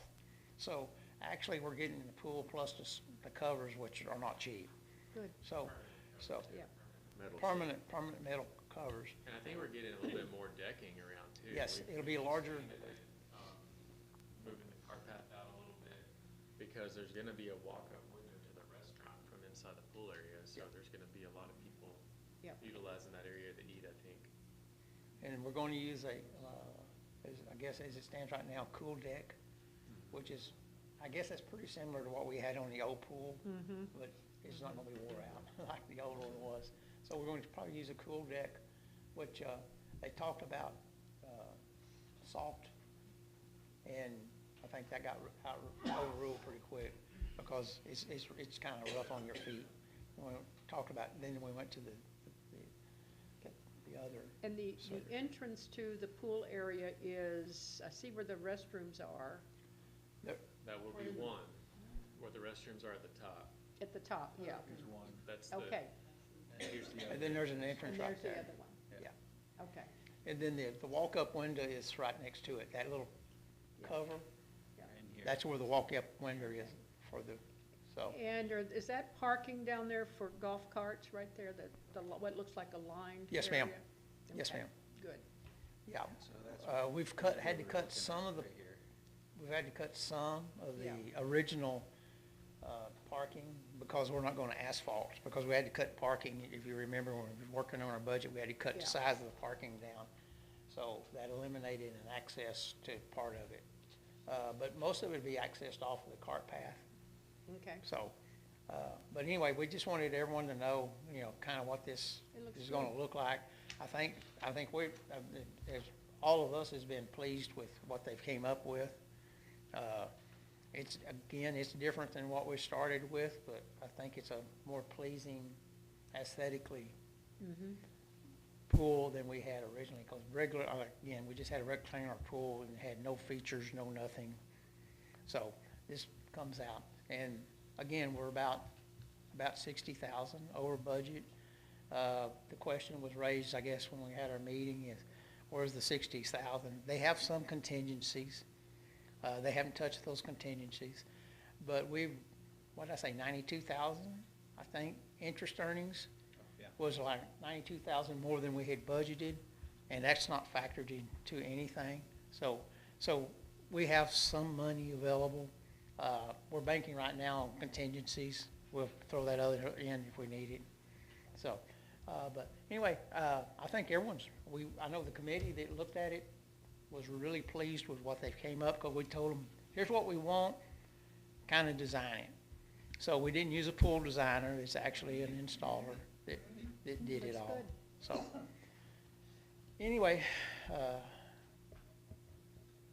any questions, concerns, and we'll keep you updated. That, I mean, just probably will get, not shifted around, but there may be a few more things added or deleted before we ever, but they're wanting to go ahead. The problem is that the pool house has to be plumbed right within a week or two. So, Is that the second pour of concrete? no, it'll be the third pour. Third pour? Yeah, they'll pour that, and then they'll pour the pad for PEC and the pad for all the electrical. They'll pour that, all be one pour, but it's a minor pour. The pour, the final pour is a little, right at 4,000 square feet. So, and those guys got in and out, and that's amazing. But they had a pump truck, and they had 4 trucks basically there the whole time. So we didn't have any cold joints and didn't have to worry about waiting on cement, which normally you do around here. So, all right, any other questions? Okay, thank you. Thanks, Johnny. Thank you, John. Okay, if there's no more questions about old business, then we can move on to new business finally. Let's see, new business item C, the discussion about the waste management future services. I assume we're skipping D. I- What he talked about. I think we've already talked about. the- Yeah, Yeah. Will said that since Just they're not coming. Table it. Yeah. Yeah. Go on, C. All right, and I believe we have waste management representatives here in attendance. So this is a follow-up to previous conversation. It could be under old business, I suppose, but this is a new document that we're reviewing. Are you guys ready to talk to us a little bit about it?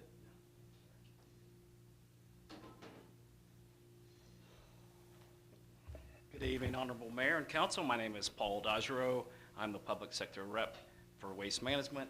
This is Brent Ochoa. He is our Operations Manager here in Marble Falls, so he deals with it. Matthew Myers, I'm sure you'll notice I'm not the same guy that's usually up here. He couldn't be here tonight, so I'm filling in for him. So I may not have the answers to every question you have, but if I don't, maybe Brent does, or we can get back to you. What we're here for tonight is Matt had been working with you guys for a while on implementing a new brush program. And so I believe you'll had a presentation on that in the past. So we're here to talk about the contract, and if you had any questions on that, it's basically the same service. We'll be implementing brush, unlimited brush, using a grapple truck. That'll come once every other week, and it's to the first 50 people that ask for it during that week, leading up to it. So they'll put a route together, and they'll come up, pick up to 50 new brush accounts a week in a grapple truck. From what I understand, you'll have trash once a week. You have recycle every other week. You have bulk and cut and bundled brush already picked up every other week. This will be adding to help you guys out with your brush needs. The contract would be effective, I believe, January 1st, 2027, going to December 2030. So I'm here if you have any questions that I can answer.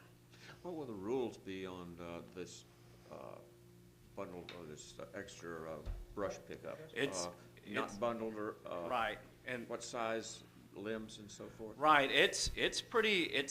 The big rule is that we will pick it up, and it's for residents. That's your brush and your trees in your yard that you cut. You can put out to there. In the past, or what we have been doing, is using a rear load truck for your bulk and your brush, and the rear load truck has a helper on the back, so therefore it's cut and bundled. This is going to be one of the big claw trucks, grapple truck.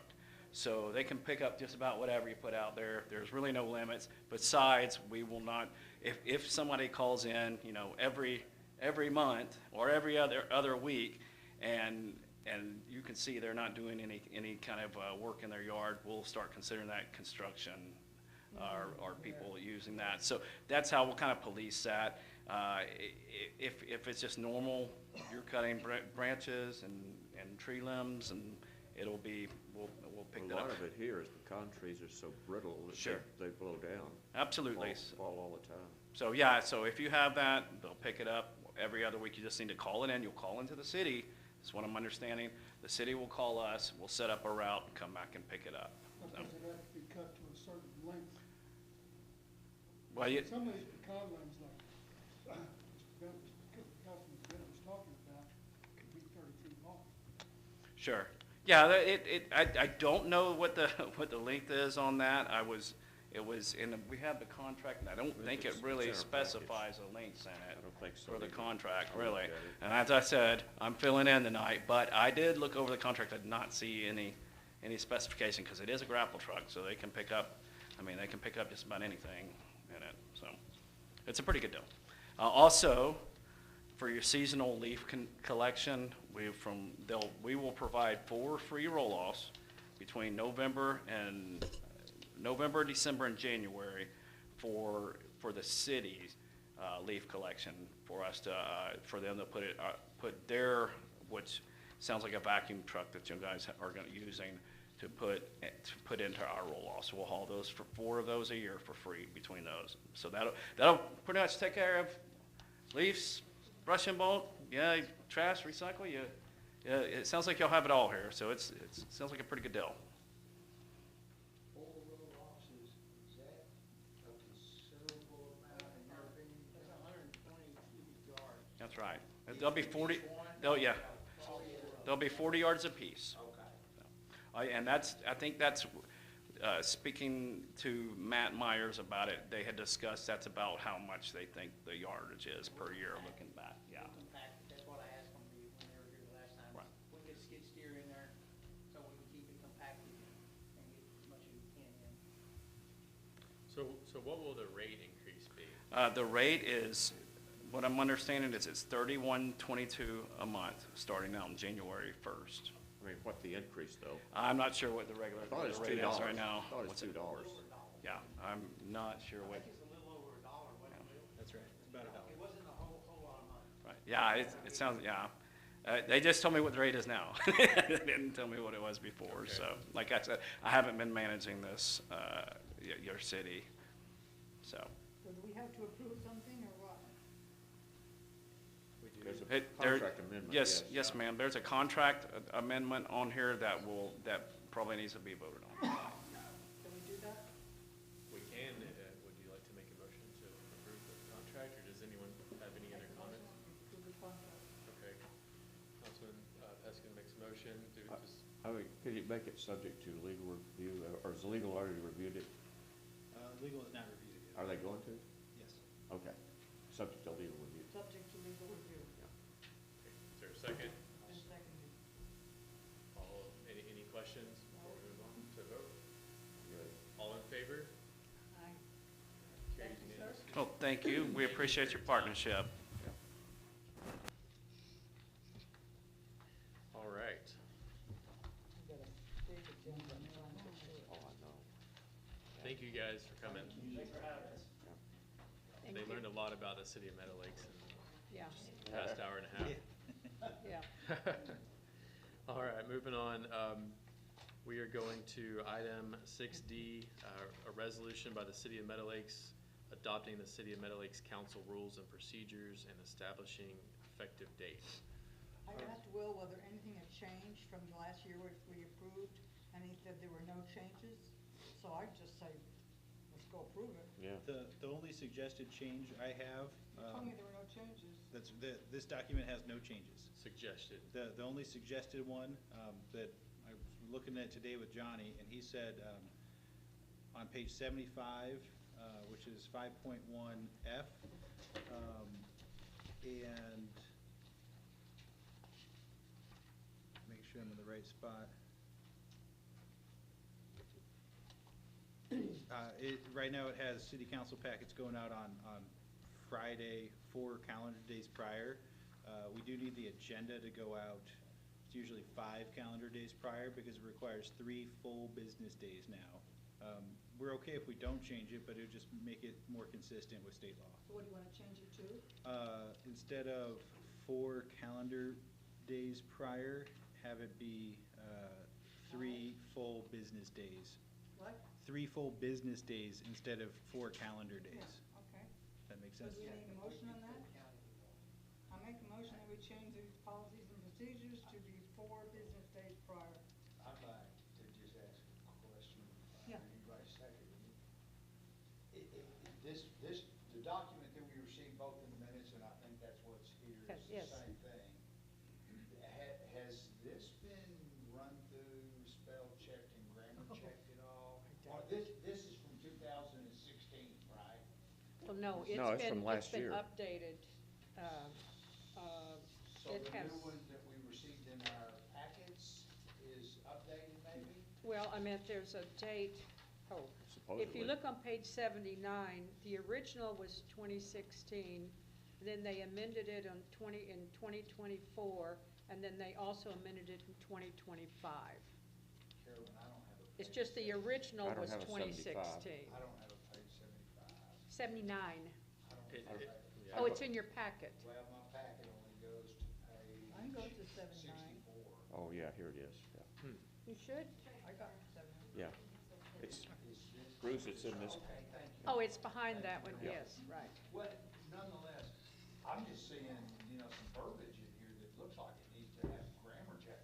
Let's see, at the bottom of what would be page. Let's see if it's here. Well, Okay, did everybody get this guy?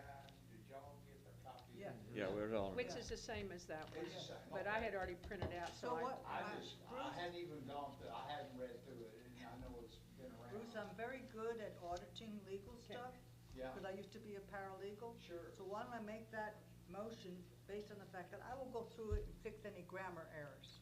Why don't we Okay, just- Page 3, Hey, that's section 2. Why don't we, can we just table this until next month? Yeah, there's no rush if to it's got a- adopt, to amend it, If right? there's some loose ends to go, still out there, let's Yeah. just hold off on it.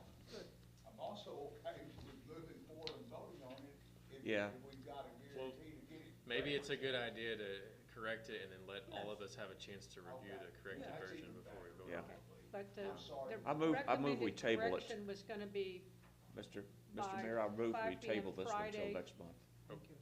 Okay, on page 75, the recommended correction, which we know we're gonna Yeah. was by 5 p.m. Friday, 4, and be 4 full days? 3 full days, and that'd be. 3, okay. I would get rid of Friday, but. Get rid of Friday, It would be okay. usually You said business Wednesdays. days. Are you talking about, Yeah, the one that you were gonna make the motion. 3 full days prior to preceding the but you can get with Will and get that Yeah. corrected. So we have a motion to table this to the next meeting. and I will try, honestly, I will look at it. Okay. And see what I can do. If somebody Is- could give it to me. Is there a second to table That's the? it. Bruce, Item. did you Yeah. second the motion to Yeah, table that's it? Yeah. I did. Okay. I do. Okay. All in favor to table the item, say aye. All right. Aye. Motion carries. Give us something to do next month. Carolyn, I prefer to do it online, where I can make my corrections. It's online. She sent it to you in the agenda packet. Okay. Yeah, it's The in next the- item we have is item 6E, and it's regarding the tennis court revenue.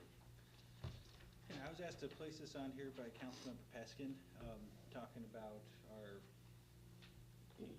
exactly what it says, that right now we're not generating any revenue with the tennis courts or pickleball courts. I do have a, hopefully they'll get back to me, discussion with 2 individuals about potentially taking over that responsibility. We also are looking at scheduling systems. The future with them remains to be seen, but with Golf Now, we can use their service for any sort of scheduling we want. So we could do tennis courts, we could do community center card rooms. It's an option that's available to us right now. Where people pay for the services, or pay for the use of the Right, so if, just Good. off the top of my head, if you wanted to say it's free to come onto the tennis courts for residents, but if you want to reserve a time, you pay $1. We could do that with minimal difficulty, yeah. Yeah. I have a question. For those pickleball courts and tennis courts, if we're gonna have to pay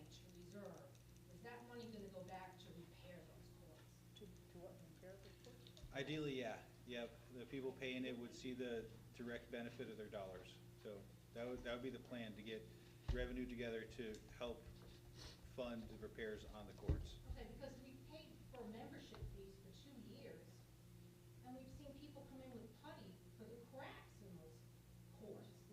And so what did our membership go for? Because to reserve a court, there's not that many people playing up there anymore because the courts are so bad. Well, we're not really able to answer questions, but I will just say this.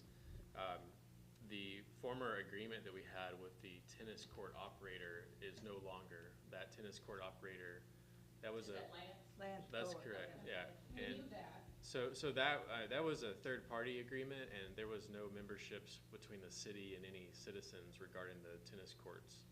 So that's no longer.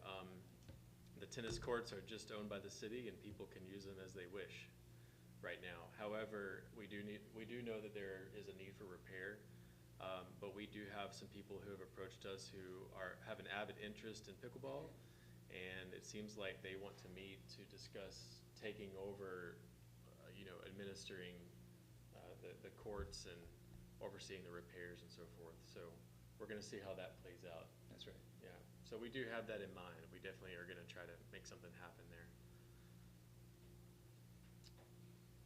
Is that all you have on that? That's all I have on that, unless there's other comments or insights people would like to share. So what is the action that we? There is no action. It's just there, Action, okay. just in case anyone wanted to take action. Okay. Okay. And we'll make sure to update everybody on the tennis court conversation that we have with the potential overseers after that meeting. The next item is item 6F, the future restaurant operating agreement. So, sorry, I thought we skipped one. We didn't. You're on track. No. So for this, we need to figure out pretty quickly who's going to be occupying that space. That'll be a city PFC, project. I'd like to talk with some local restaurateurs and keep all of you informed what's going on, just to test the waters and see who's interested. And then we can put out a request for proposals as well, based off of that interest level, and seeing who'd want to put what kind of restaurant in there. Right now, we have the design showing kind of any restaurant you want, you can put in there. If we get a lot of interest in something specialized, we want to be able to change those sooner rather than later. Anyways, just to go back to the point I'm trying to make is, unless there's any strong objections to it, I'm going to talk to restaurateurs Well, to get the ball before rolling. you talk to them, I think we need to have. Can you please talk into the mics? Thank you. Okay. Before you talk to them, I think that's where we need to get be prepared for an RFP, for a request for proposal, of what we expect out of them. Because we don't want to talk to, I wouldn't think, to restaurateurs unless we know what we expect out of them. Yeah, and definitely, I think, I do agree with you there. I think talking with them without the RFP is possible. Definitely before we start moving forward with a single one, we need to have our contract ready. And then if there's any irreconcilable grievances in that contract, we can figure that out. But we want to make sure that that's ready to go before we start negotiating. Yeah, but what I'm talking about is, what do we, as the city, want to see out of a restaurateur? Do we want to understand, one is their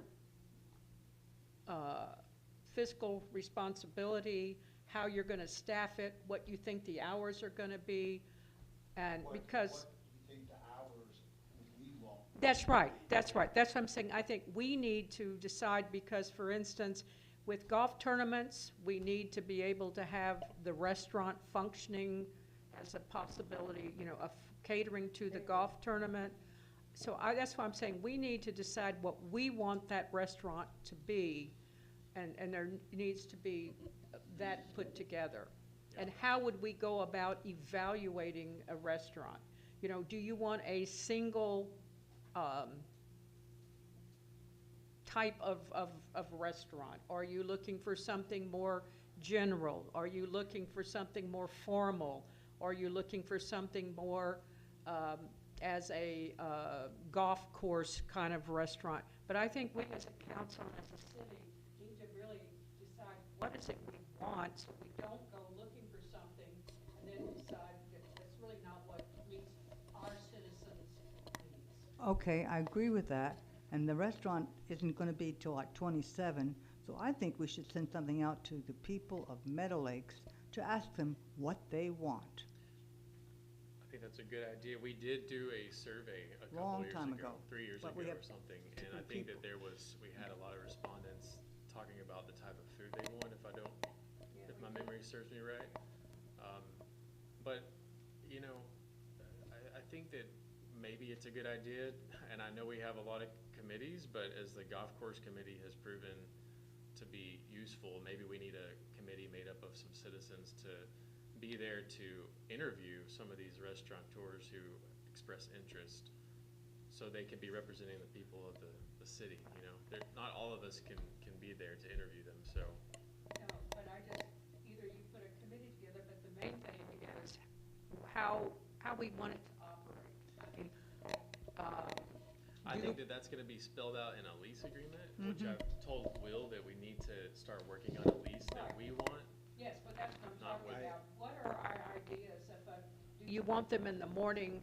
How late do you want them? Do you want them 7 days a Right. week? That's, And we can put all of that into a lease agreement, and they have to stick to it. If they don't, it's in But I don't think we should want to surprise them after they've selected them. Right. I I think we do- want to tell them up Or we're front, gonna have that's to what her give them a point is. draft of the lease and say, this is Yes. the lease, and Yes.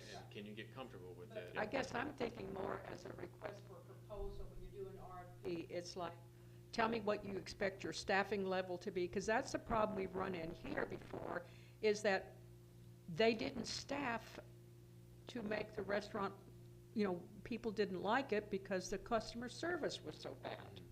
So that's what I'm thinking is, what are your anticipated staffing levels, hours, you know, really more specific. Even, I had one general manager who was managing a large country club in Houston, and he said when he put out a proposal, he asked them, tell me what the menu is, and I'd like you to cook me something, so I can see if it's what we really want. So I'm talking more, not just the leasing of the restaurant, I'm talking about how it's gonna function and how does it meet our residents' need for what we're going to do. I think, but I agree with Carolyn, but the one thing we got to worry about, or consider at least, I don't mean worry, but there's this a legal definition of independent contractor, and to the extent that we can avoid it, we don't want to impose on them how they have to run their business too detailed. I mean, in general, I think what you're talking about is general more than specifics. Yes. As soon as we start getting into specifics, if they go bust, we're partly responsible because we said you got to do this and that, that is against their will. Sure. Yeah. But I'm just asking them to tell us, how would they do this? What do they expect the staffing level, hours, that kind of thing? I do We have- know, do we know how many restaurants have not survived in Meadow Lakes? How many opened it up and Every they one didn't of 'em. make it, open up? So I think we need to think about why they didn't make it. And I think the biggest problem is they're too expensive for people who live here. So I honestly wanted something a little bit more simple. Yeah, well, I think somebody should go study Delaware Springs and how they're running Yeah, their. they have a wonderful, Yeah, and they're making money off that. well, I think that it's important that we do our due diligence, because whoever we agree to is gonna be in there hopefully for a long time, because it's Yes. gonna cost us a lot more money to switch operators. Right. Yeah. And we've got a new facility that we wanna make sure that we have good quality food that caters to the audience, which is golfers and swimming and, Right. you know, the But residents, so. Yes, but it's Tennis. not just golfers, and that's Yeah. the thing. We have residents that don't golf, that don't. But I play. think what Carolyn, what you're saying is that we don't wanna find a restaurateur that just plans to open for breakfast and lunch. Yeah, That we need to make sure that they intend to be open for breakfast, lunch, and dinner, because that's what we want to service the community, right? mhm. Yeah. I do have a draft RFP. It's not ready for this meeting, but I can try to have it ready and send it to you all on Friday for review. And that way you can, if there's any questions I'm missing in there, you can let me know, and we can choose how to proceed from there. Okay. But I do want to get going and talk to some people and at least gauge their interest in it. 'Cause some have come, and I don't want opportunities to pass us by because I haven't gotten back to them. I think we really, really, really need to think of a bar and grill. I know I've been asking for that for quite some time, but I think that's what our people need. Yeah. Something simple, reasonable. Is everybody on the same page in terms of maybe forming a committee to evaluate restaurant Yeah, I think, operators? I think there always is good to have, you know, and have citizens to work with, just like we did Yeah. with the Golf we have Advisory time. Board, so they can help evaluate. Yeah. Yeah. Okay. Okay. And then they could also report to the council when they narrow it down to the top few candidates, so. Okay, does anyone have any questions or further comment on that? Johnny's got something. ELC is a very integrated part of that whole program. Yeah. Yes. Don't leave them out because Right. they're the ones that actually Right, contracting with. right. Well, we'll make sure that they're included on, if we do form a committee, that they're, They have to be, because they have the. yeah, they'll be in the committee, yeah, yeah. Yeah. Okay, next item is the, item 6G. Which I think We've already talked about that. Right. Meadow Lake sales tax. What did we just- conclude exactly on that? Did we We kinda further put it discuss aside. it or further? I think we concluded that we're gonna table it for Table now, because, Tabled it. Okay, but for further Further research. research, yeah, Yeah, yeah. further research. okay, item 6H is, discussion about the, 2026 audit engagement letter. So this is a bit of paperwork that we file or that we sign every year with a third-party auditor. Neffendorf and Blocker has been our auditor for the last several years. They are very attentive to detail. They've caught mistakes in other communities and have no problem pointing them out, even if it leads to them getting fired, which is, you know, we want them, or it'd be my vote to go with them again if I got a vote on this. And the cost this year, or this coming year, would be $22,850, which is not a gigantic raise. I think last year is about 21,000. So their costs have gone up a little bit, so they pass that along to us. Right, and that's what we have in our budget right now. That's right. Okay. Yeah. Okay. Mr. Mayor, I move that we accept the endorsement, the letter for Neffendorf and Blocker as our auditor. Okay, is there a second? I'll second. Any further discussion before we vote? Okay, let's take a vote. All in favor? Aye. Passes unanimously. The next one is the one that I asked to be on the agenda. Can I move that for the next meeting? Because this is a long meeting, I just as soon wait. We'll just make a motion to We did. table it Yeah, until the next well, meeting. okay. We- I'm asking if I could do that. We did have our city attorney come tonight, just so you're Oh. aware. What, Oh. sir? We What? do have our city attorney Well, in. but she can't be in on this discussion. Sorry. I understand.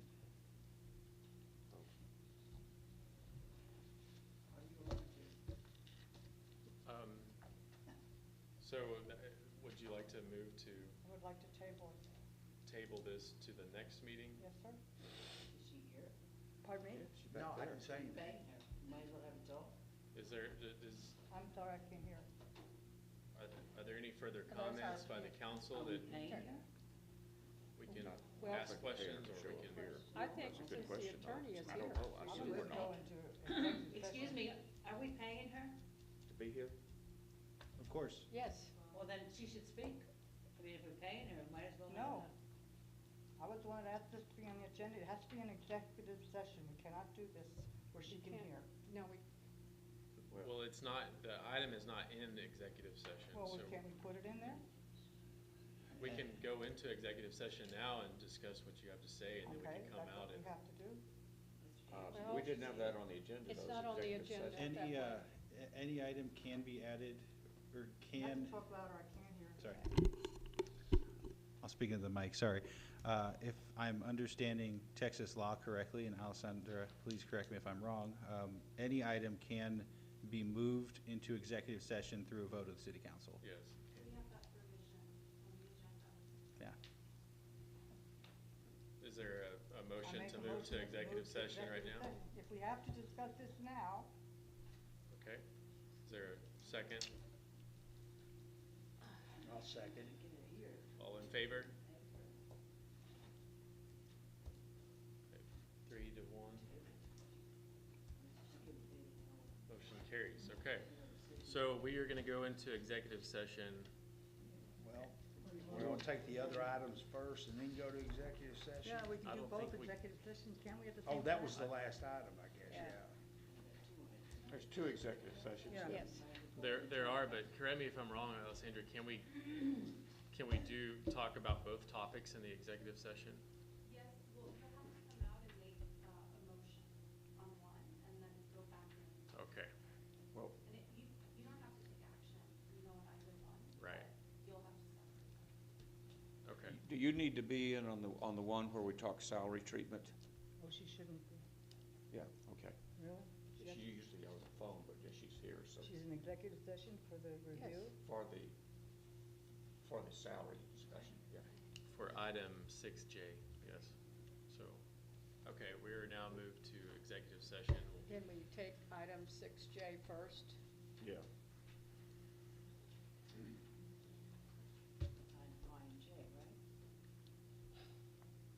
J is executive We're session. going to executive session for 6J. She said that we have to come back out and then make a motion to move into that executive session. So let's go ahead and get this one Yeah, we don't done. wanna make her wait. No, I don't want to make her wait, so I didn't she's know she here. was gonna be here. Nobody told me that.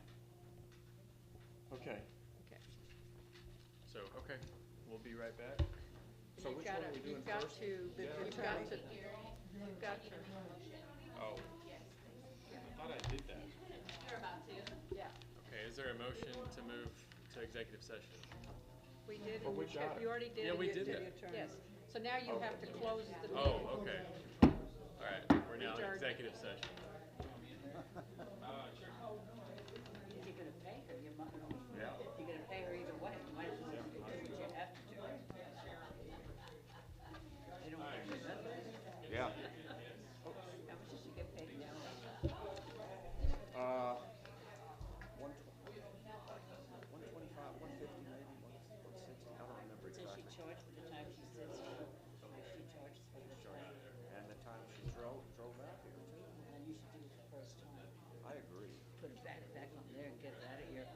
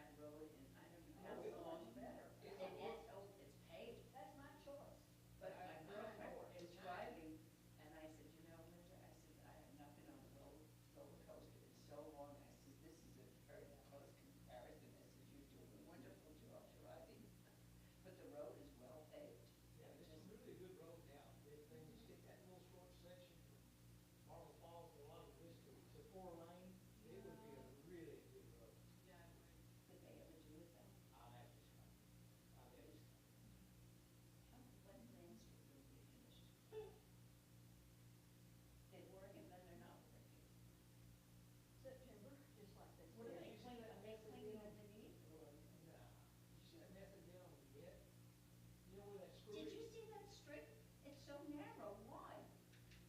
Oh, they said they can take requirements or something, it's 22 feet wide. That's bull crap. Mark Falls done a bunch of work and they took like a 30-foot wide street, or probably 35. You can't put a or 40, truck and a car coming and down they that shrunk street. it down to put diagonal parking. So if they're going like 22 feet and it's 90-degree turns. And you can't make it hardly a pickup No. without running over the curb. Well, they got in a big mess now.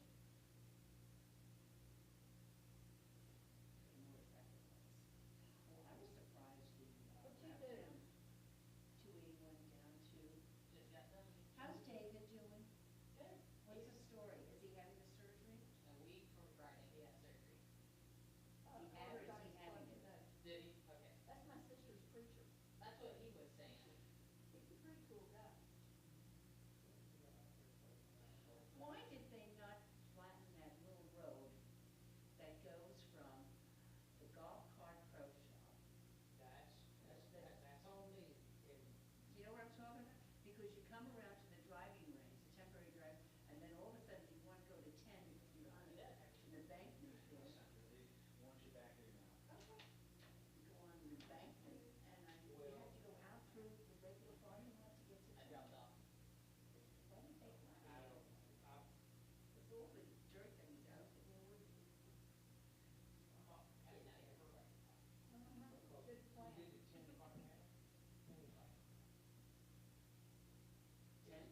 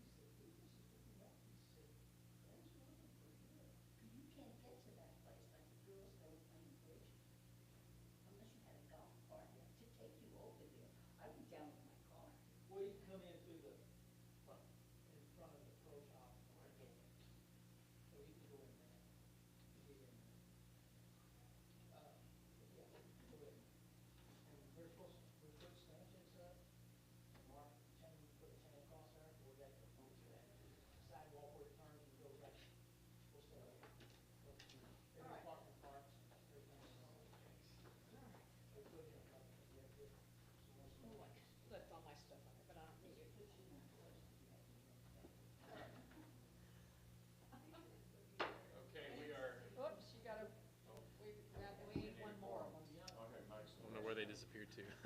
They're powdering. Yeah, they're powdering. They're powdering their nose.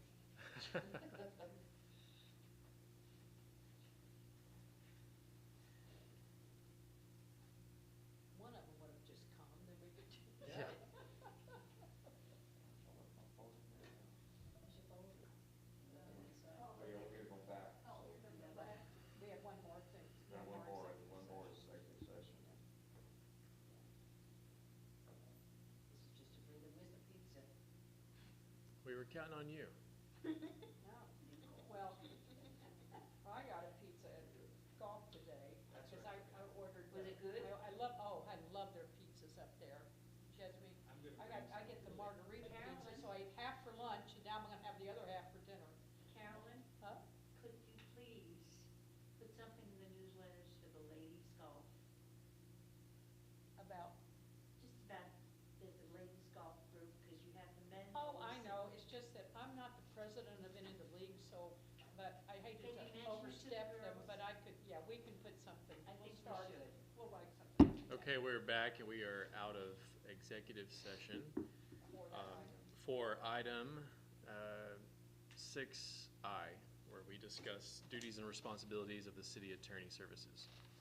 We're moving on to the last item, item 6J, where we need to discuss an employee's performance per the Texas Governmental Code, section 551.074. And for that, we have to break into an executive session again. So do we have a motion to move to?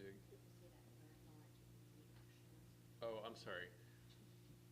In reference to item 6I, we are not taking any action regarding the duties and responsibilities of city attorney services. Is everybody in favor of that? Do we need to? That's not quite right. If we decided that we would keep them for municipal, but we may for special projects. Okay, yeah, we can, do you want to bring that up and Oh, do we need to make a motion to? we have to make a motion on it, so we just have to say. No, just, we discussion. just need to say what we Just the decided. discussion, that's all. Yeah. Okay. Sure your microphone's on. Huh? Oh. We just have to say what we discussed? Okay. Well, not necessarily have to discuss what you have to discuss. What we but- decided? Yes, correct. Okay, okay. And as you said, we decided to maintain a relationship with our current city attorney for all municipal matters, but for a special project, we may use an outside firm, another firm. Right, okay. Any other comment? All right. So, Need a second? Is that a motion? No, it's No, not, that's we just just, a motion. yeah, Okay. comment. okay. Moving on to item 6J. We need to break out to executive session to discuss employee performance. Do I have a motion to move to executive session? I move that we move, I move that we. Second? All in favor? Moving. Aye. Okay, we are now in executive session. Just sitting here, well, you could just stay here and have it. I can't get the words out. Just saying, if you were sitting here, you could have it right here.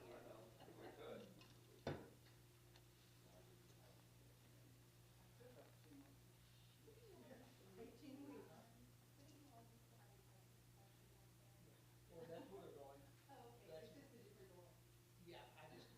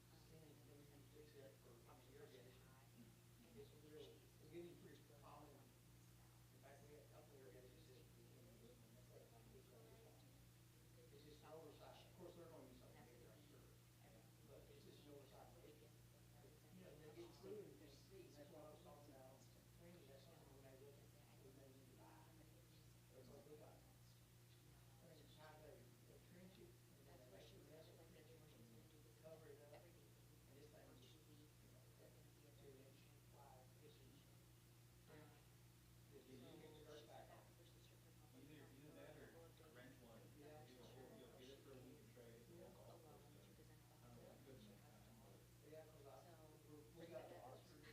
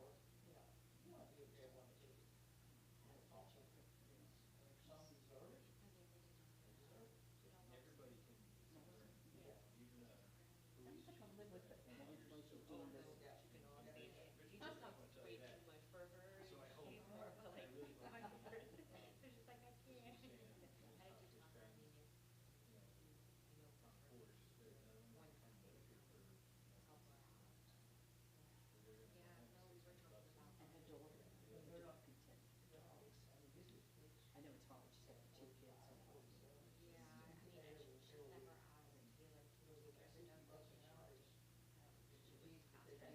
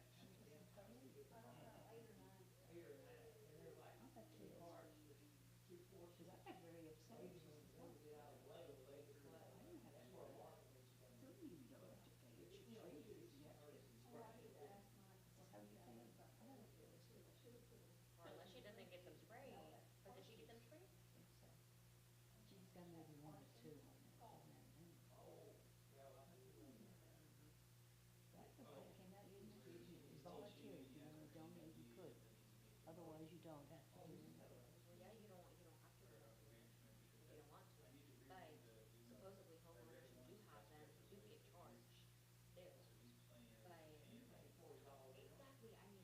the ordinance, some people wouldn't pay, so. I'm gonna ask her. And he is gonna write a bunch of it. I wanna know now too. No, I was very upset with that. I said, why do I have to pay? How much do you pay? How much do they charge you? They didn't charge me anything. I'm not gonna pay it. That was Bill. Says, nobody's taking care of my oak trees. That's bad. That's bad. And he pays for the conference and the course. The city. So they send it. That's where that money's going to pay for that. No, they don't get that money at all. They don't get the charge like it is. But who pays for it? The city, right, so we have to. And what? The utilities. That's what it is. No, actually, the rec fund. And I think it's like 2,000. I do know that we pay, cause I know Joanne got a check for that. Whenever it's. I mean, fair is fair, I even commented about waste management. Why do I have to pay for some of these, like my garden, do my juice? I says it cost me a couple of bills, I says, and he had to take it away. Well, for what, how Matt Myers had to do it, the contract was still going up regardless. After 3 years, they always go up a little bit. I know. So, it was still gonna go up another $1. Somebody was saying that in the recycling, I don't have to recycle them, because I took everything, I don't recycle that much, except when I shred my papers and stuff, and I just package them and throw them in the regular boxes. But somebody was saying that they put it in the recycle bin, you're not supposed to put any stuff in there. You can't put it in, that can be all over the place. They'd be flying everywhere. Because my sister had asked, she says, well, they have special bags for recycling. Oh, do they really? Yeah, but we don't use them.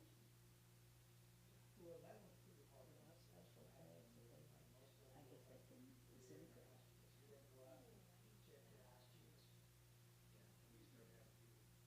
And you just get them at Home Depot a minute ago? I don't know where to get them.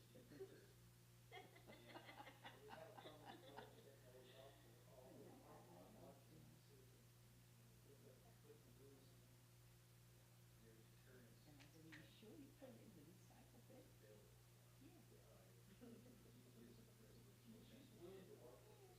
I have it in a waste, in a tall, white garbage bag. Okay, yeah.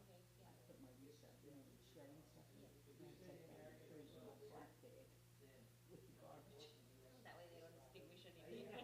Just get mixed in there. That's smart. That is so smart. I wouldn't have thought about that. And I don't leave my bag, my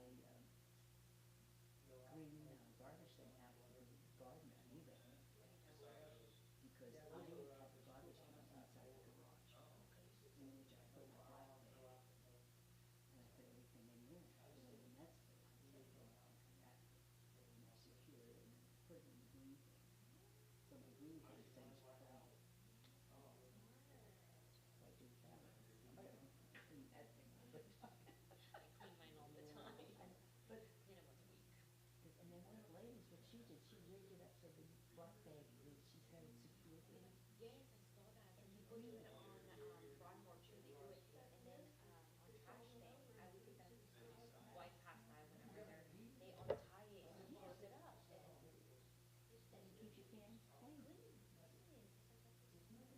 Oh yeah, we did. But see, I've gone to like Home Depot to buy those big black bags. The construction bags. Yes, but it doesn't fit. It's just like, where do all people? Which size? There's a 39, but there's one even bigger. Really? I didn't know there was a bigger one. There's a bigger one. Yeah, I feel like I should get some of those. But one of the ladies now, she's good. She's got it so it hooks on. She's got something that it hooks on to the inside there. You see. That's so smart. Just when you can't see too bad. Yeah. You have to really need it.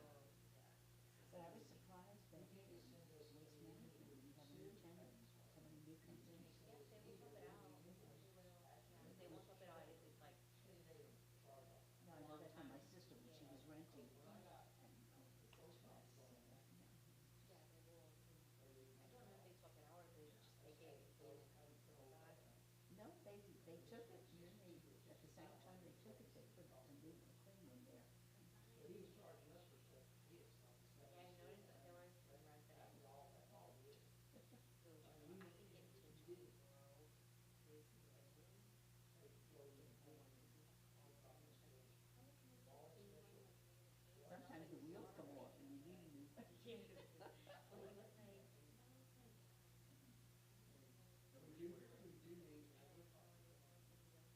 still gotta do something with my fence. Well, I would have to. And I just gotta open it. It's been so hot, I can't do it in the garage. But they said if you open the lid and just put the cap, get it in there and let it dry out, and then you can dispose of it in the garbage.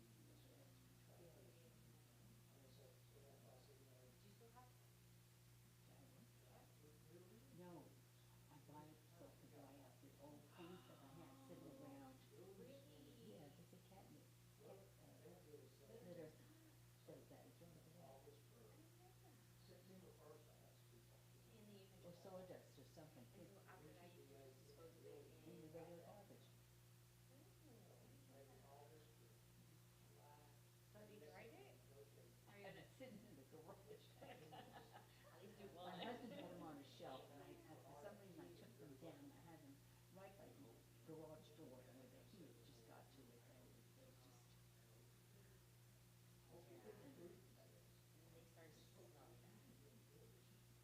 And then they start smelling bad. That's one of my projects. I was trying to put them in the garage. This fall, this fall.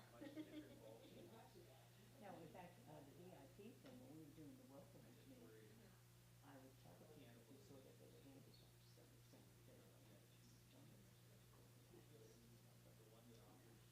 Yeah, after I think y'all talked to doing that, a lot of people don't know about it. We did a good job, haven't we? I don't know what they're doing now.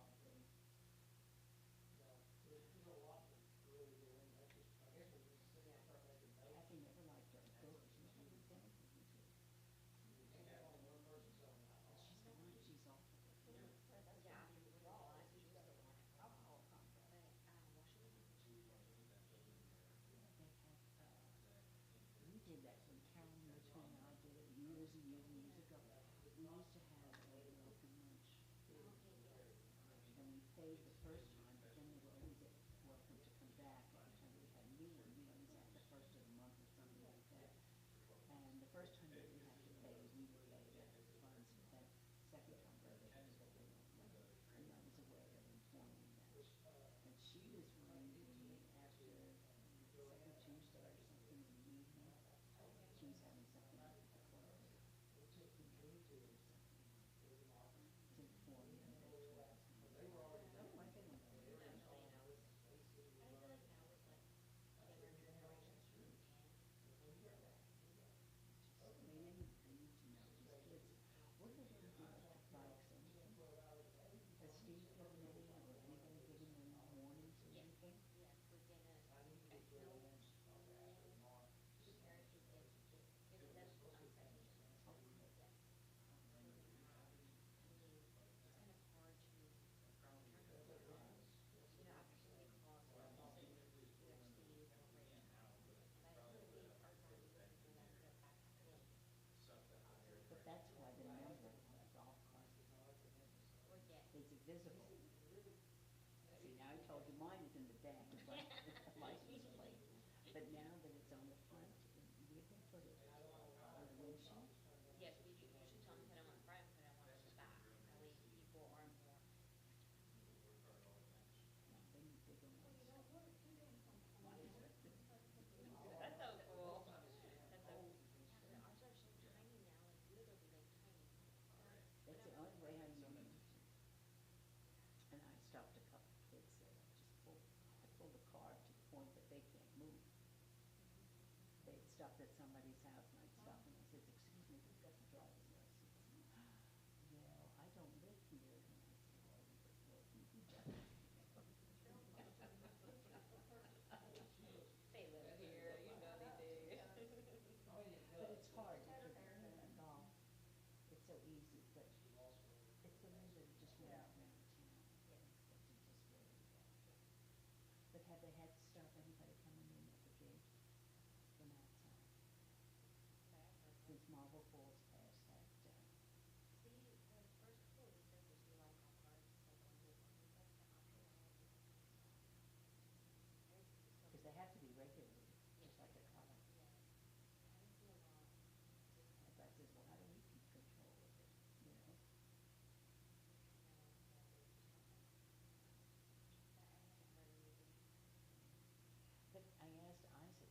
David did have surgery, or he's going to have surgery? He's going to. I believe on the 12th. I believe on the What they're gonna do, use the spine, use the discs, or? We're gonna do both?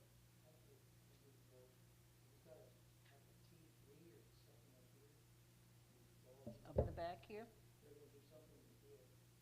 They're gonna fuse it or something? Is that his golf? It's gone now? Can he play anymore? Not for a while, but can he after it heals? I don't think so. No, I mean, once they do the surgery?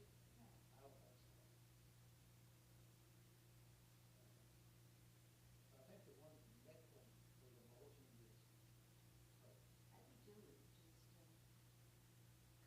we had a fellow from church. He said one back surgery is supposed to have a dozen. What they do and. It's amazing what they can do compared to what they used to do. It's just really amazing. You do okay, Johnny? You doing? I went and got me a bag of fluids today out before the meeting. I get dehydrated, so I have to go. So I get dehydrated. I drank a lot more than I used to. Does he just suggest water? Does he suggest one of those sport drinks? I usually do, yeah, at least 1 or 2 of those a day. The zero one or the good one? Yeah, I didn't have 0 1, so I went golf, that's what I like. And I think that's the same as regular beer. That's the one that's kind of good. Yours is orange. Oh, that's true? I don't think so. That's No, not I mine. don't think it is. That's not mine.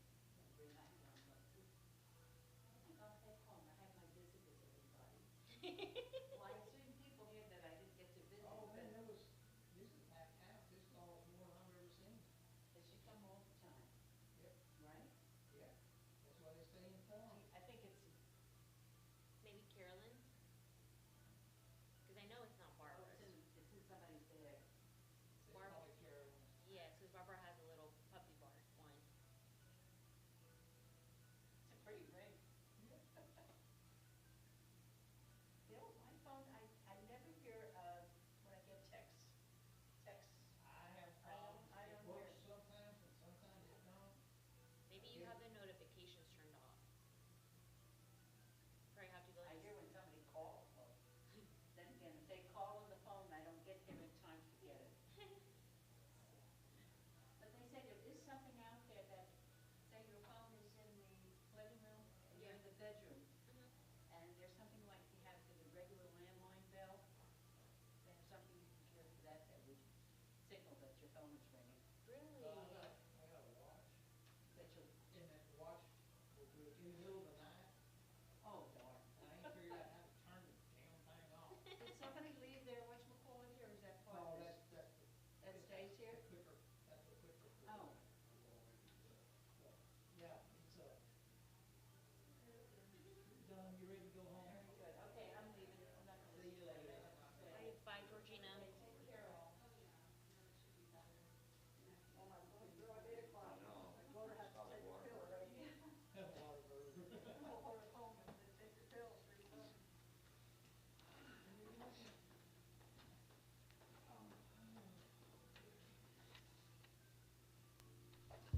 Okay, we are back in regular session. The council discussed item 6K related to employees' performance. Now we can move on. I don't think there's anything else. Does anyone have any comments they'd like to make before we adjourn? Oh. Carolyn has a comment, I think. There was a public meeting about the, with TxDOT and Capcom on the future plans for Burnett County for the next 25 years. I've given Will a listing of all the projects, but on this flyer, if you, to the QR code, they're asking for public input until September the 11th. They'll close it down. They're looking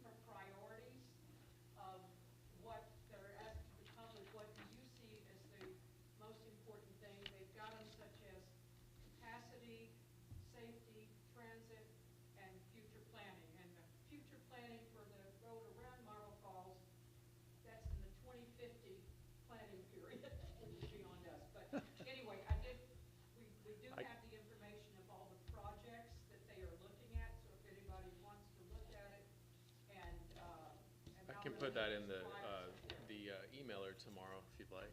I could put that in the email tomorrow.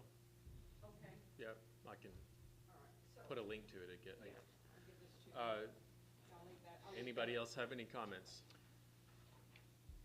Okay, if there's no further comments, is there a motion to adjourn? I'll second that. All in favor to adjourn?